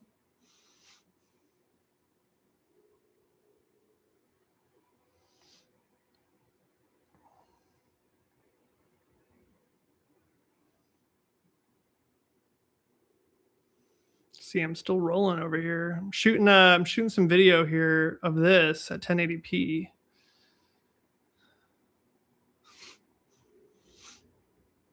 All right, I'm gonna answer like one or two more questions, and then I'm gonna eat lunch because I'm hungry. So get them in while you can. What do we got? What do we got? Speak now, or forever hold your peace.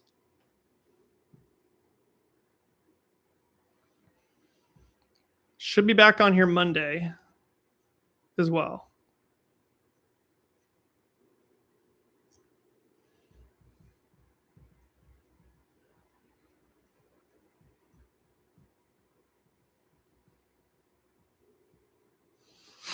I'm over here playing with this. Everyone, check out this M mount. Check out this way overpriced M mount for the Red DSMC2.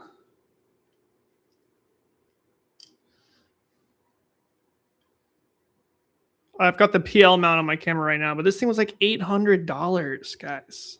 It sucks. Do a little BTS treat from the camera. Yeah, I mean, I was thinking about doing that. Hello from Germany. What's up? What's up? Staying on for 5 more minutes. You just hopped on here. Do you got any questions? Drop in the school community chat too, in case you want to jump in there and ask questions there. I can jump on there later.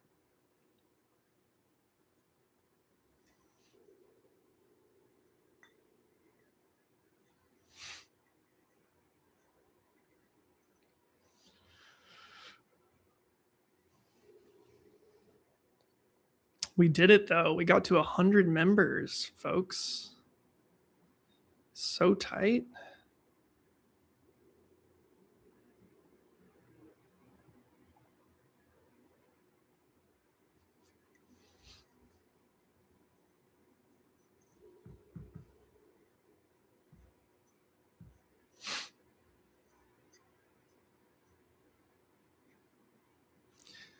All right. If there's no more questions,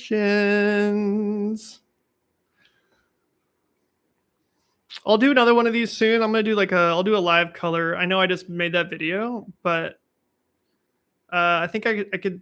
I'm waiting for a project to come through that I need a color grade, and I just want to color grade it live, play with it, and then kind of shoot the shit while we're doing that. You'll head to Oklahoma to test the live stream connection, chasing a storm. Yeah, what do I need to do that? Like a Starlink? Lumix has a direct. You can stream right from the app. So I think as long as I had my phone on me, I could stream. I tried to use it one day and it didn't really work. So I need to figure that out. But I think you can stream right from the app and I can go chase some storms.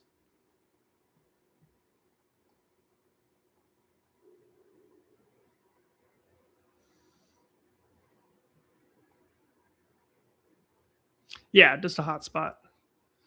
Well, because it has, rather than needing a computer, the app just has a stream function. So just like a QR code for YouTube or something like that.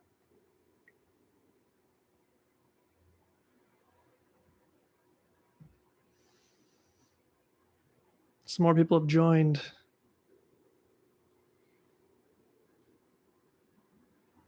Oh, you tried streaming to Instagram? Yeah, yeah.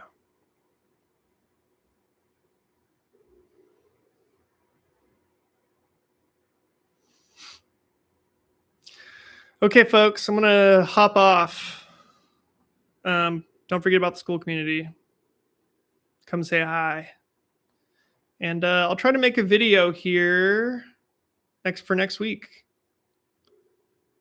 Got any topic ideas? I mean, I've got some, of course, but if you could have a whole video made just for you, what would it be?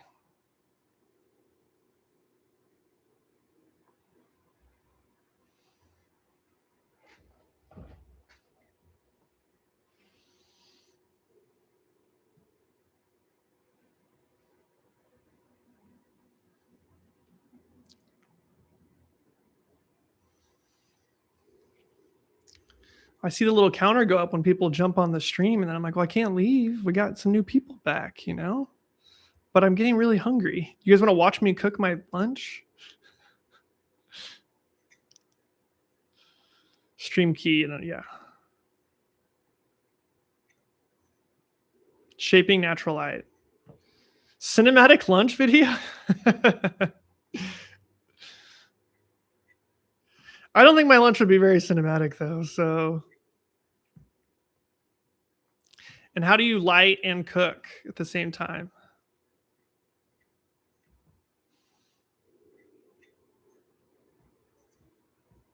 Actually, do I even have any food to make? Oh yeah, I actually have leftovers. So I just go get my leftovers. Does Marcus Pix do that? Here, no. I'll just go grab my leftovers cold. I'll come back. You guys will just have to watch me eat a little bit.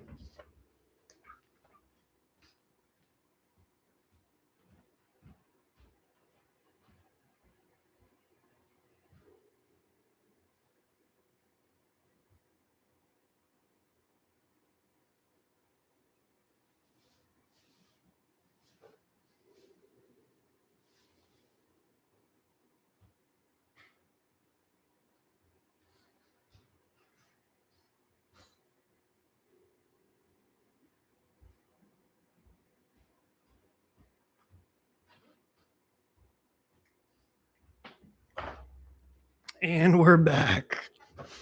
He's an entire cooking channel.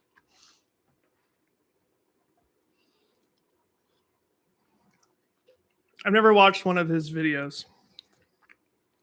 I don't think.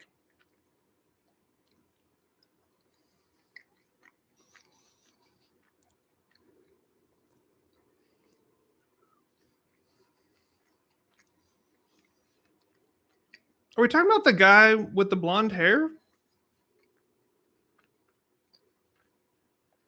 Or am I thinking of someone else? Oh my gosh. Yeah, everyone says it's super educational. What a vibe though, right?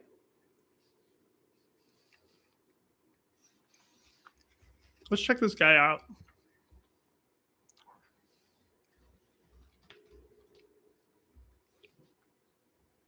Like, is he like an ex surfer? He's like from the 90s.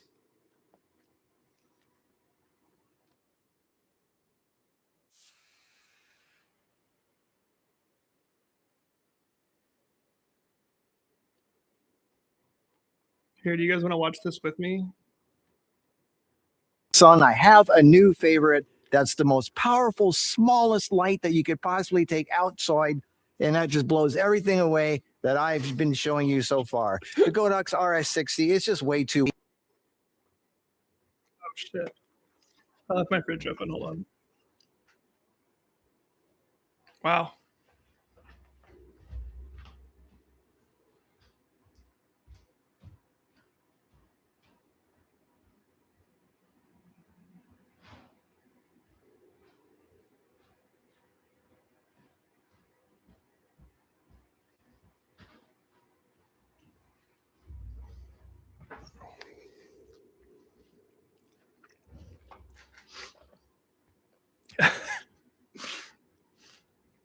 That's good stuff. It seems like he's shooting on an iPhone with like cinema mode or something. All right, anyways. We're back.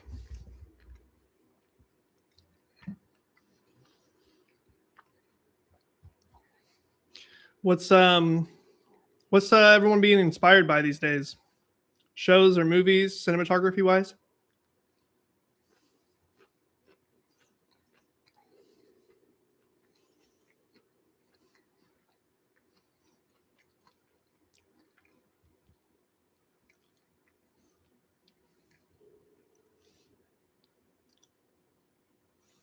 Predator Badlands? Yeah, what'd you think?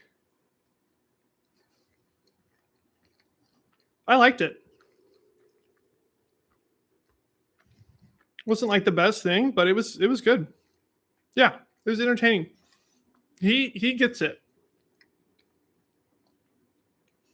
Because I think Prey is pretty good.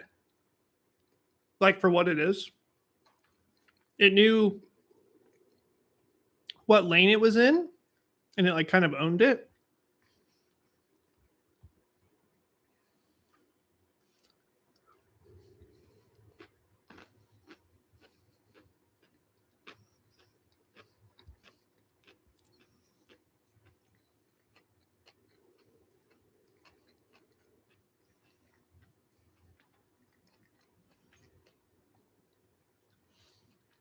Should I make this like ASMR and crunch into the microphone?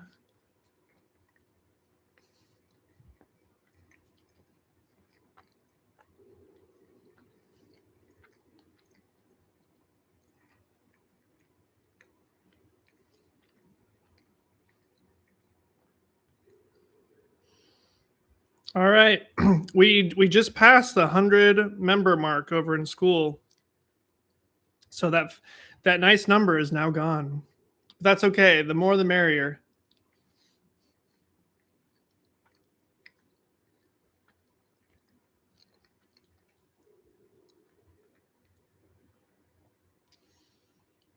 All right, so we've got some black magic shooters in here. What else we got?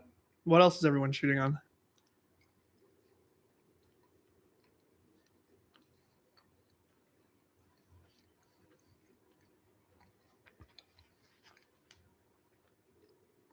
Got this eyebrow hair. Komodo X. Love that camera.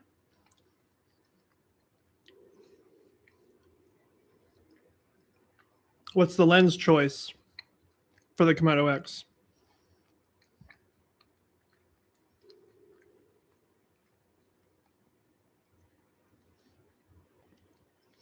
Does everyone here have a camera?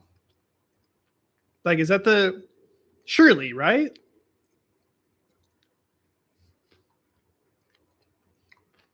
Zeiss with a speed booster? Nice.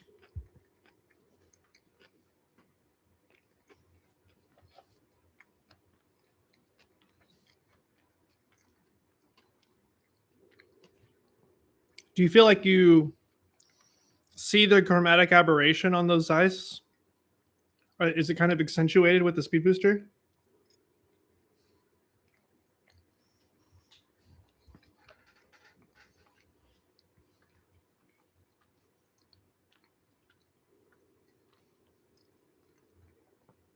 I just sold my 18 to 35. Someone randomly bought it from my website and I forgot it was up there. And I was so sad to send that off, but I don't have any super 35 millimeter cameras anymore. So I had to go.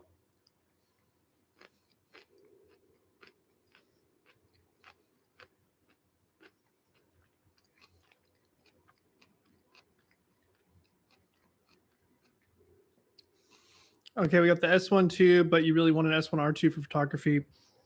Is the S1R2 really like from a photography standpoint, cameras have been incredible for like the last decade. So would the R be that much better than the one? Like, is that redundant? Is it just like a waste of money?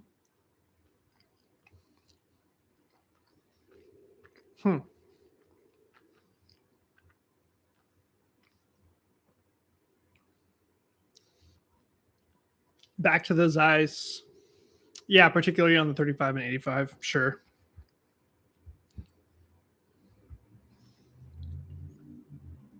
What's the speed of the 35's contact Zeiss? Because wasn't the Zeiss the problem was always they really weren't that fast?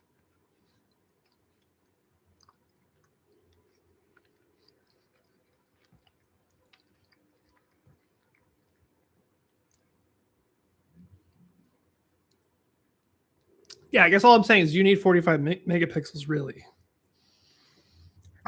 In my city, there's like 20 billboards that are up that I shot, but they're frames from my Blackmagic 4.6K, and they're on billboards. They look great.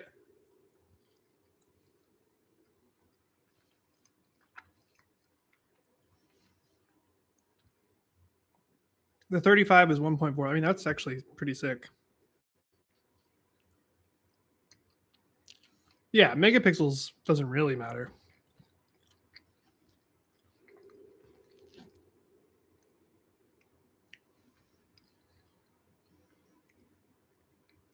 Seems like you go through cameras a lot.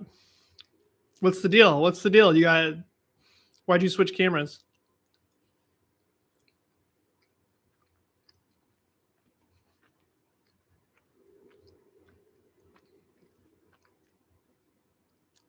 Yeah, Brandon, the 50 to 100 does breathe.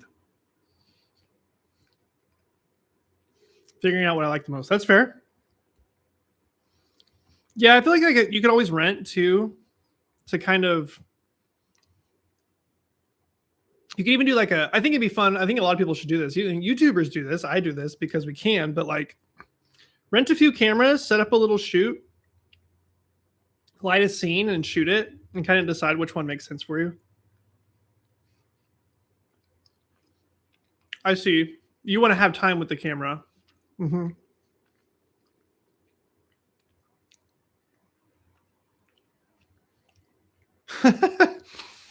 Yeah. I think in this landscape, you don't want to show up with a Z cam on set unless it's kitted out and people don't know what it is.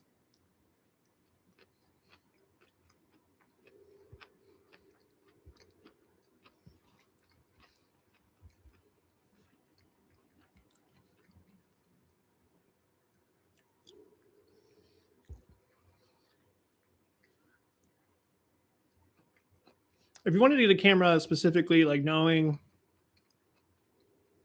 people will just be down if you have it, for some reason, Sony really took over that market.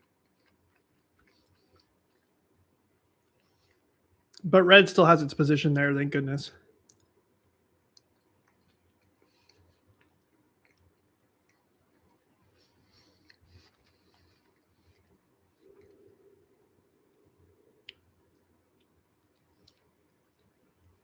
You have to realize that like companies and ad agencies and directors, they're not as obsessed with cameras as everyone else. So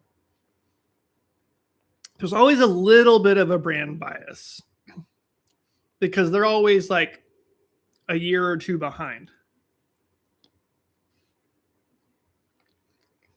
Now, there's some directors that are too on the pulse. That's a different story. But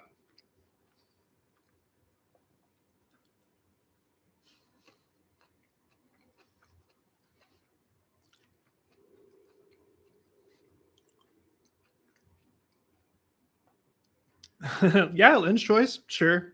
Sure. Which I mean, sure. That's not bad. That's good. I mean, if they'll rent your camera and you can get some lenses, not a bad position to be in. Have you worked with the director to convince him to shoot with a certain glass? Like I said earlier on the stream, we were talking about this a little bit. Like, you need to have a good reason it fits the vision and learn to compromise, but like stand up for what you want, but not die on the hill. I don't know if I've ever done that. I think there's times I've been like, but what if we did this? And kind of like put a bug in their ear.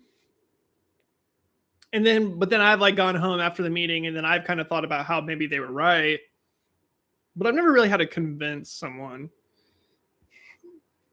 And luckily, like I said, a lot of them don't actually know the technical details and a lot do. So it depends what kind of director you're working with.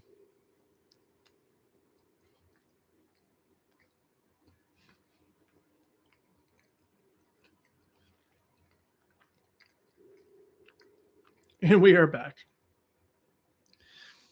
You live next to LA, so any equipment I need to have, yeah. No, I mean, that's awesome. I could see if you were in the LA market that there would be a lot more conversation about lenses.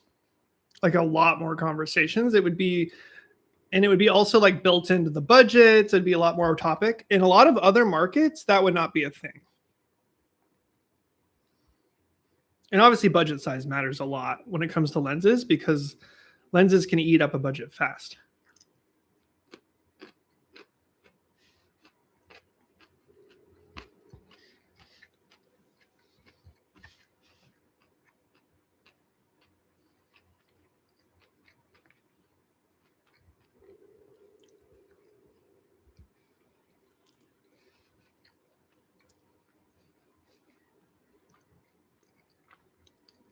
Yeah. Yeah, rental houses are really down to let you come check stuff out. You just do it like in their little testing center or showroom or whatever.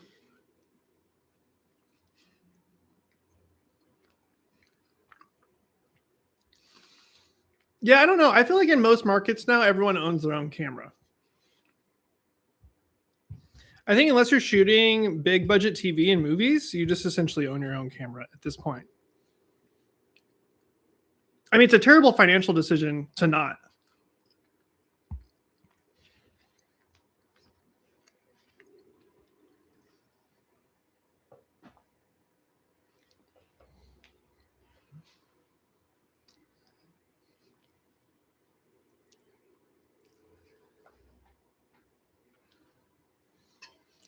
Yeah, that's sick. You can come in there and use their charts. Mm-hmm.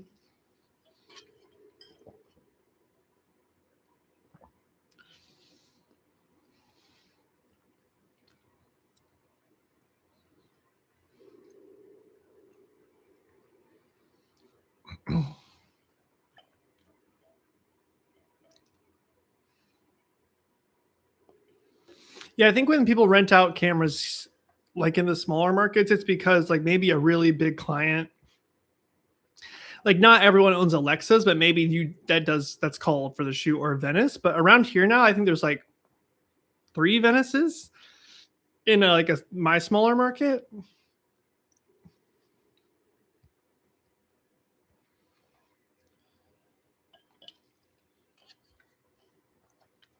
I'm really digging the back projection TV technique people are trying to bring back. You mean like the LED wall, or you mean like rear projection?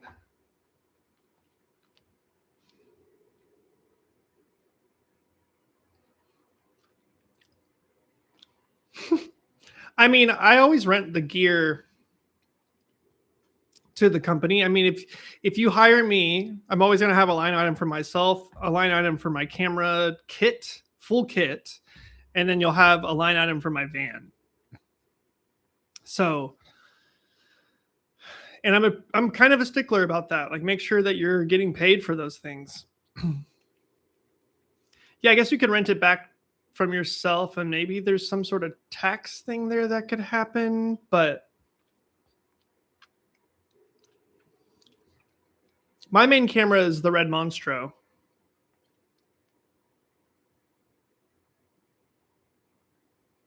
Yeah, you have an S corp and the company owns the gear. Yeah, but I mean, it's all the same, I guess. For me, it's like LLC files as S corp, but I don't know. Maybe there's a better way of doing that. Yeah, yeah, same. And then you take a draw. You take a draw on the S corp.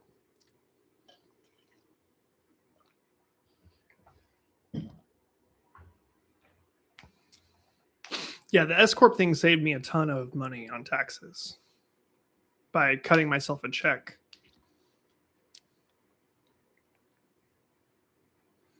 Yeah, I've got the red Monstro. If anyone, jump on your own Facebook Marketplace. Help me out. Let's crowdsource this. So I've got this IO back for the Monstro, but it's the one that only has. It doesn't actually have the battery plate on it. It's just the IO. Oh, IO. But I need the battery plate, and I would take a V mount or a gold mount, preferably gold mount. But I have not been able to find a used one online right now. Because these plates, if you get them with the V mount on them, they're like $1,800, and I don't think that's fair. I got a really good deal on this one, and so now I'm just trying to get this little gold mount battery plate.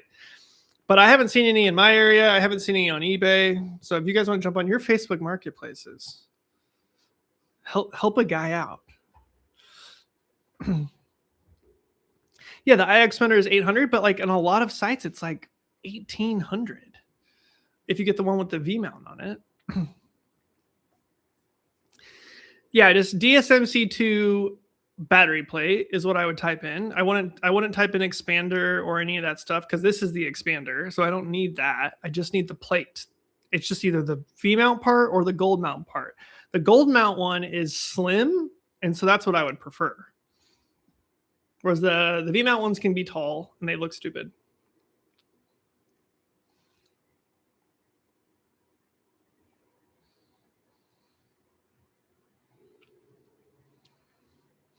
But yeah, I need to jump on there. I've been jumping on there like every day, like trying to find one of these plates.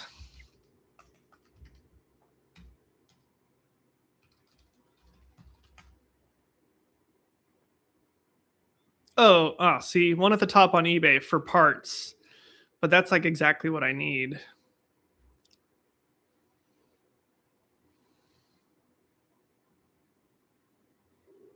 I don't know why they're priced so high at this point. Yeah, here's one at $700. No, thank you. Not gonna do that. It's like cheaper to buy an entire red kit and then sell the brain than spend $700 on one of these backs. It's so silly. Lens rentals had a couple, but they were for parts or they were like in really bad condition.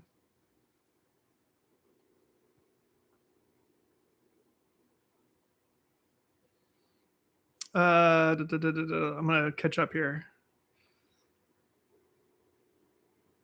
Oh dang. Okay.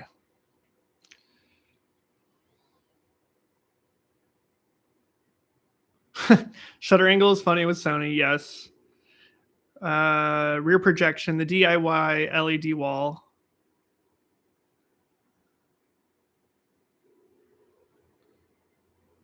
Do you want LA prices for my camera? Oh, don't want LA prices for the battery plate. I mean, LA prices are probably cheaper because no one likes red cameras out there. So confused by the red ecosystem. Well, okay, so what was cool about the red ecosystem is that it was modular. So it was like, what do I need? I can have it. And now they've gone away from that and they make you use a V mount, which I think is stupid. I'd rather have gold mount. But yeah, it can get confusing. There's like a shit ton of names and stuff. But if you kind of were coming along with it when they were coming out, it was easy to keep up with.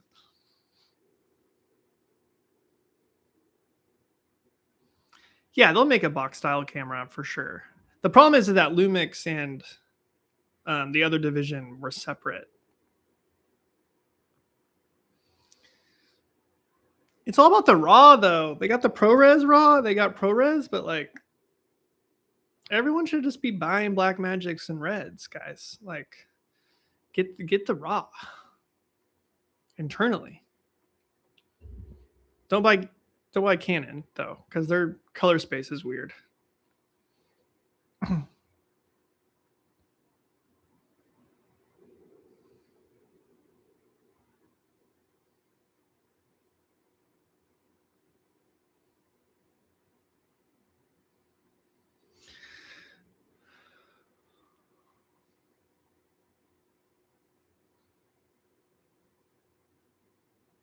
Blackmagic Raw is open. Yeah.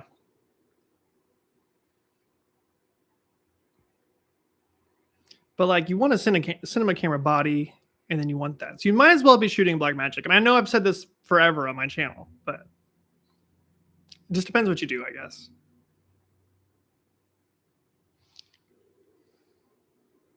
So Brandon, here's the thing. Tell them no. Like why? What are they using that can't handle B-Raw? B-Raw is easier at this point, even easier to handle than ProRes. I don't know. I feel like Blackmagic has a look.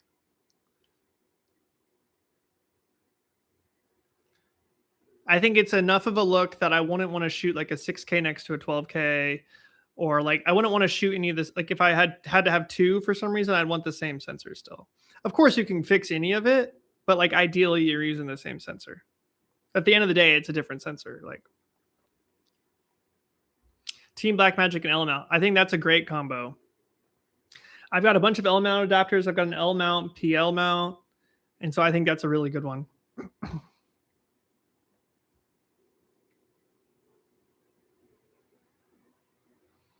You would argue the point of contention is easier. That's fair. ProRes 422 is fine. HQ is good. But if you're going to be coloring it, then it's like, okay, well, I'm coloring it, so I'm shooting B-Raw. But if they're coloring it, obviously they are, then yeah.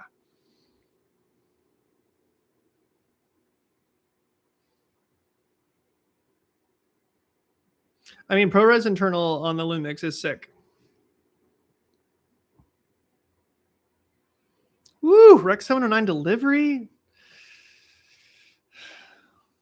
I'm all about sidecarring a LUT and just say use my shooting LUT at the very minimum, so you don't have to do Rec 709. But that's a different positioning. If you're shooting that kind of stuff, I get it.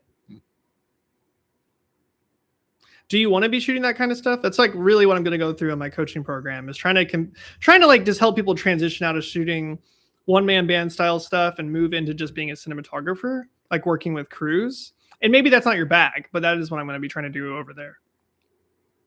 I don't know if you're in the school community, Brandon, but you should jump in.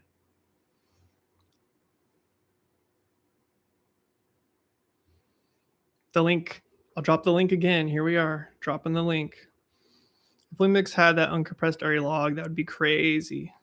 ARRI raw? Yeah, no one wants that. That's too much. That's too much data.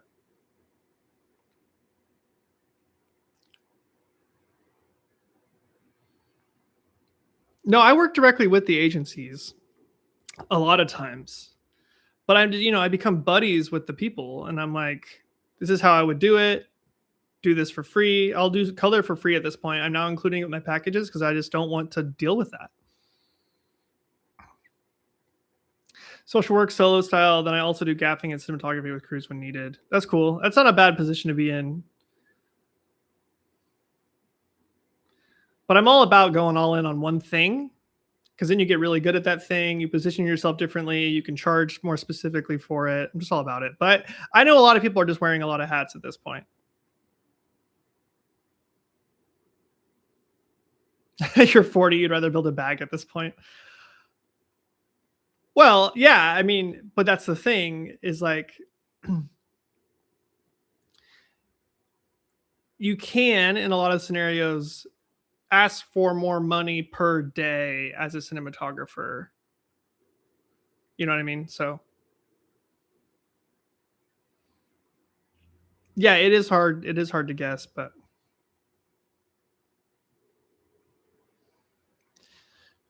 Rico, you're saying in LA you have to be multifaceted just to pay the bills because it's freaking expensive to live there?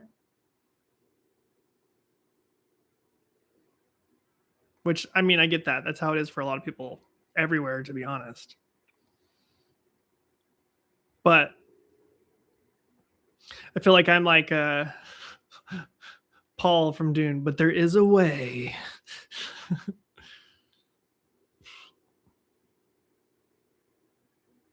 Oh, your work is a side hustle.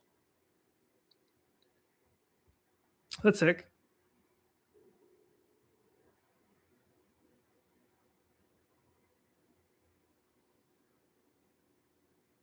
Oh, you're in school. Okay, yeah, yeah, yeah. So you make a little extra cash then. That's nice.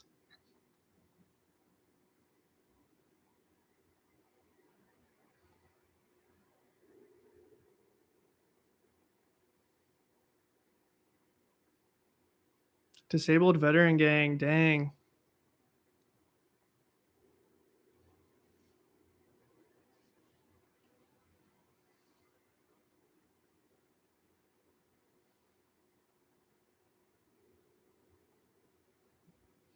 Am I still rolling on this other camera here? Sure am. Well, we can now officially, I know that the S5 2X can handle recording 1080 for 2 hours.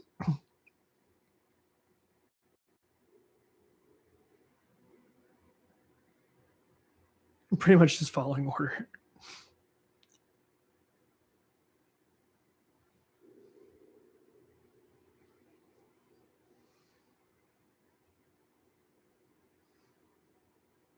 Yeah, it probably can do 4K for a few hours. I don't know. I haven't had any reason to test it. Um, I just didn't want to worry about card space, so I just because sometimes I'll just take a clip out of like a live stream and throw it on socials just to do it. And I'm figuring why not? It's just 1080. It looks the same on socials, so I'm doing 1080 right now. 422 10-bit. I do love how the Lumix attaches to the computer though, and you can control everything from the Lumix Tether app.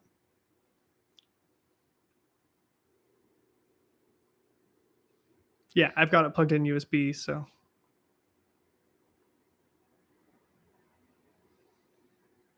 yeah, you've got like long GOP.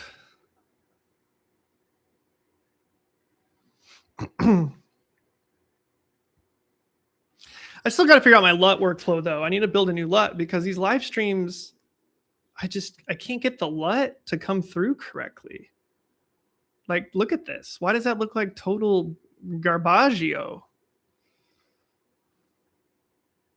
So I just use this one because it's just chill. But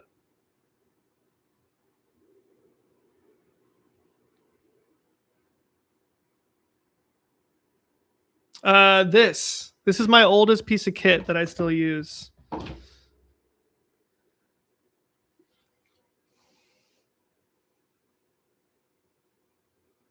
I love this monitor, Small HD 702 Bright. I think it's currently broken. The battery leads are getting funny, and the joystick broke, but I have a new joystick. But this thing is pretty old, but I think it's incredible.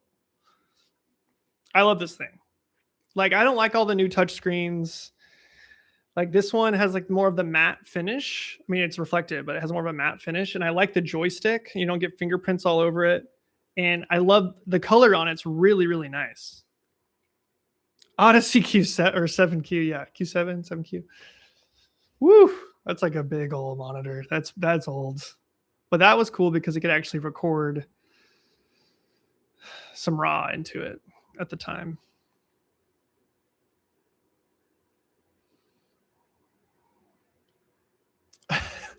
I'm not pitching Lumix. I'm literally just talking about why I like it.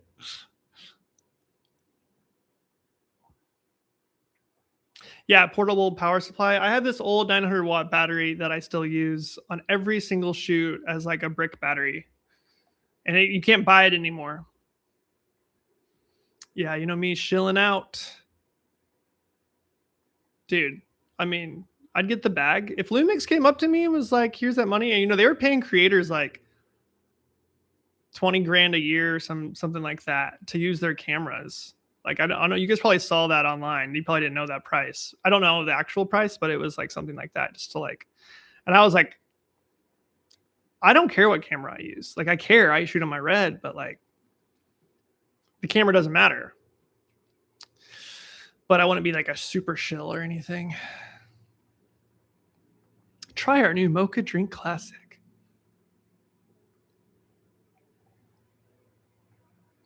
But I guess that is pretty sad. If you have to buy out a creator to get people to use your camera, that sucks. And it's annoying because Lumix makes really great cameras.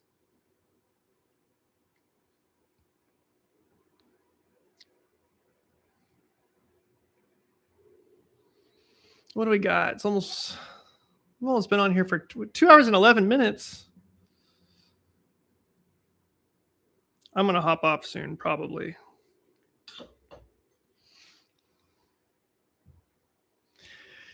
Yeah, they spent a lot of money, but I also don't know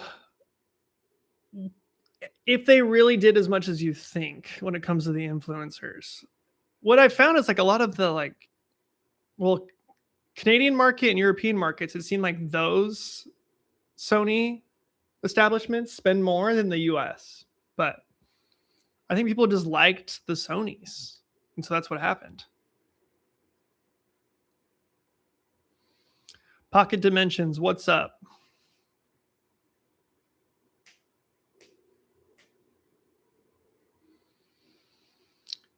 Well, no one ever paid me. So just so you guys know, no camera companies ever paid me for anything. Not that I can remember.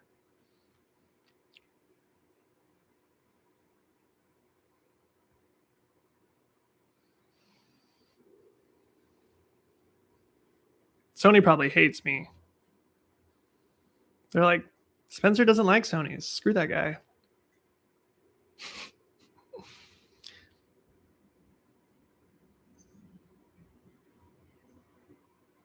Yeah, been streaming for 2 hours. Yeah, you just missed it. Everyone just watched me eat my lunch.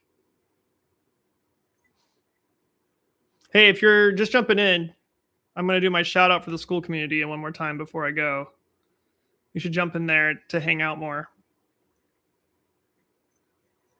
That's what I'll shill for. I will shill for my school community all day.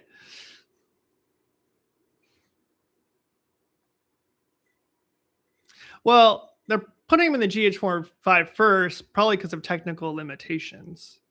And also they had a hold on that market, but they were probably testing Apple, like Apple, like let's try it on a small sensor. It's cheaper first, and then they finally brought it all to the S1 too. So yeah, go sign up for sure. Going all in on school this year. So there we go. What is up? And now I can actually figure out some of your names.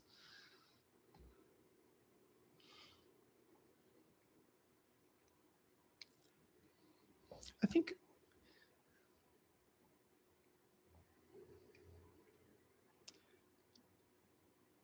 is it Timothy? Is that Pocket Dimensions? When you hit my page and it asks you to sign up, because I don't actually know what it looks like.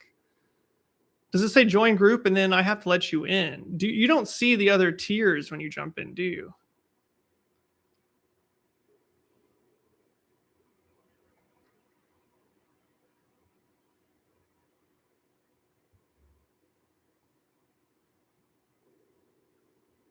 Brandon, nice, nice. I think maybe I should turn off that function where Timothy. Yeah. Okay. So when you clicked, click join group, and then I accepted it. Does it show you anything else once I do that, or does it you're just in? They just let you in? I'm trying to figure out like what it looks like for people when they come in. Or was there a plans tier that popped up?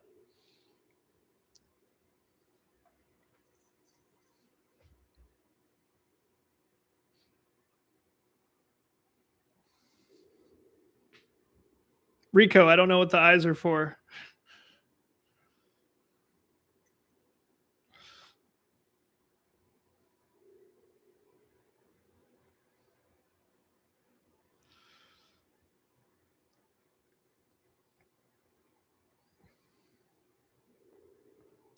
You can impersonate user on school.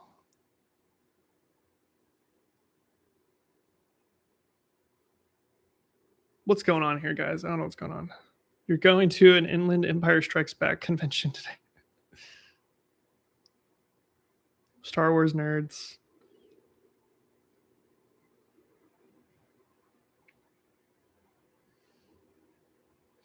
Oh yeah, no, I mean I get why like I have to like you have to request to jump in, and that's good because I've already had like a bot try to jump in.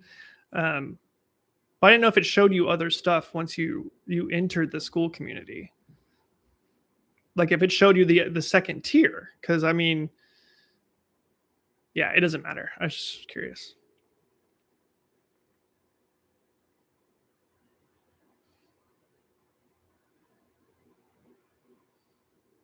Sony will have all that stuff in the next one. Art Vision Movement, surely.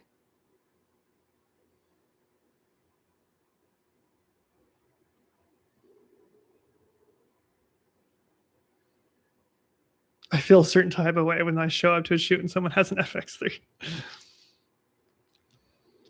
Oh, what's up? Glad I caught you. Quick question. I'm on my way to a shoot, some spec stuff today. In your opinion, what's the best way to leverage finished spec work? We're going to talk about this in the coaching program over in my school community. Okay, shoot. Yeah, I mean, it's about promotion, right? Like,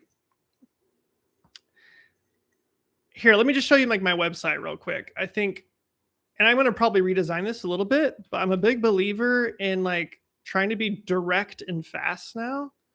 So shoot your spec stuff, try to get multiple frames that kind of look, like different enough and polished.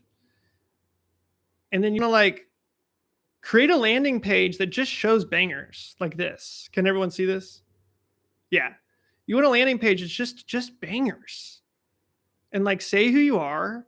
And like right now, like here I have work. You can email me or you can go to my YouTube. But like honestly, I should change this just to contact. Like there should be like a big contact button. Like check my availability. That's what it should say. Check my availability. Click that, and then they hop in and they can email you. Like, does anyone really need to watch any more like videos that I made or anything? Like, oh shoot. Like, if they can see this, like would go a long way. Be like, okay, they're capable. you know?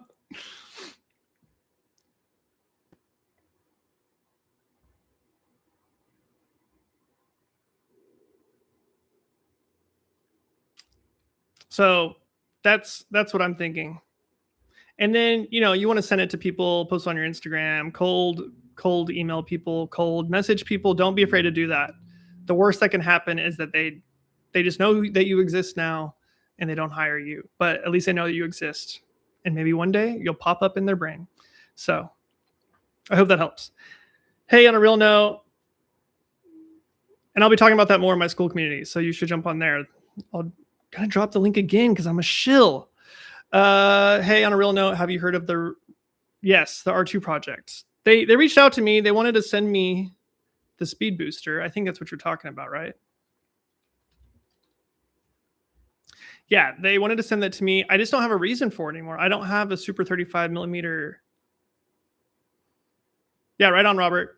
Yeah, I don't have like a super 35 millimeter camera. I could put the adapter on my Monstro and shoot in super 35 millimeter mode to test it, but I didn't really see the point. I felt bad because I would like to help them because I think that's really cool what they're doing. But I just didn't really see a need for it when they reached out. So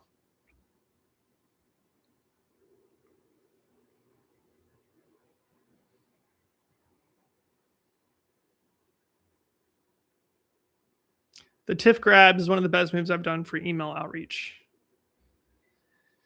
Yeah, what do you do there? You just drop some frames in.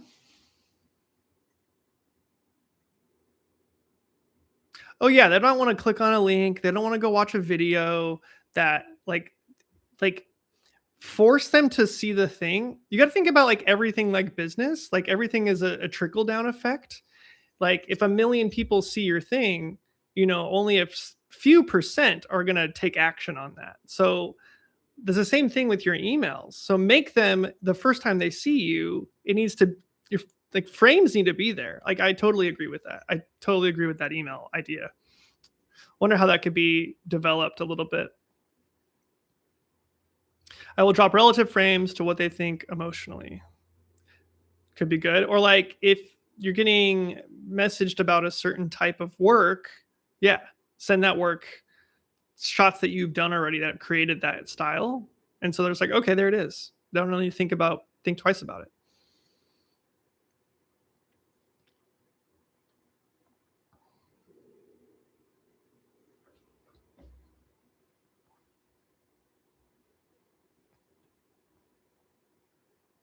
You can. I can borrow the helium. Yeah, I mean, I've got friends in town that have dragons and stuff, and I could do that. But I just, a lot of those times it's like an effort reward thing. It's like if I needed that, then I would totally be like, oh yeah, I'm gonna make a video about that because that's a fun product that I need. And then like that's kind of where my curiosity and my momentum comes from, my motivation. But like I already have the Monstro, so I was just kind of like, I don't know. But you know what? A lot of people are interested. Maybe I should do it. I've got like 3 friends that have dragons. That would be I could grab, or I could just throw it on my camera. But I would have people coming after me, being like, "Is that the same thing?" I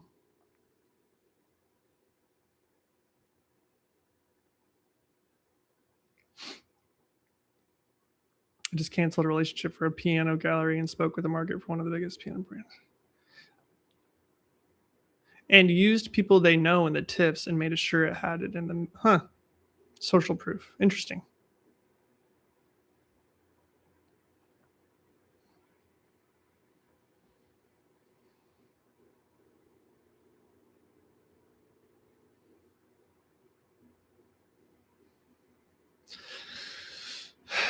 Two hours and 23 minutes, folks. I'm going to jump off. It's been fun. It's been real. It's been real fun. But hit me up in the school community if you want to chat later. But I'm going to go enjoy my Saturday now. My wife's about to be home and I'm going to hang out with her. So if you're bored today, go make something. Go shoot something. Shoot one good frame. You'll feel satisfied if you do that, even if it's yourself. All right, folks. I'm heading out. Yeah, go edit. Peace.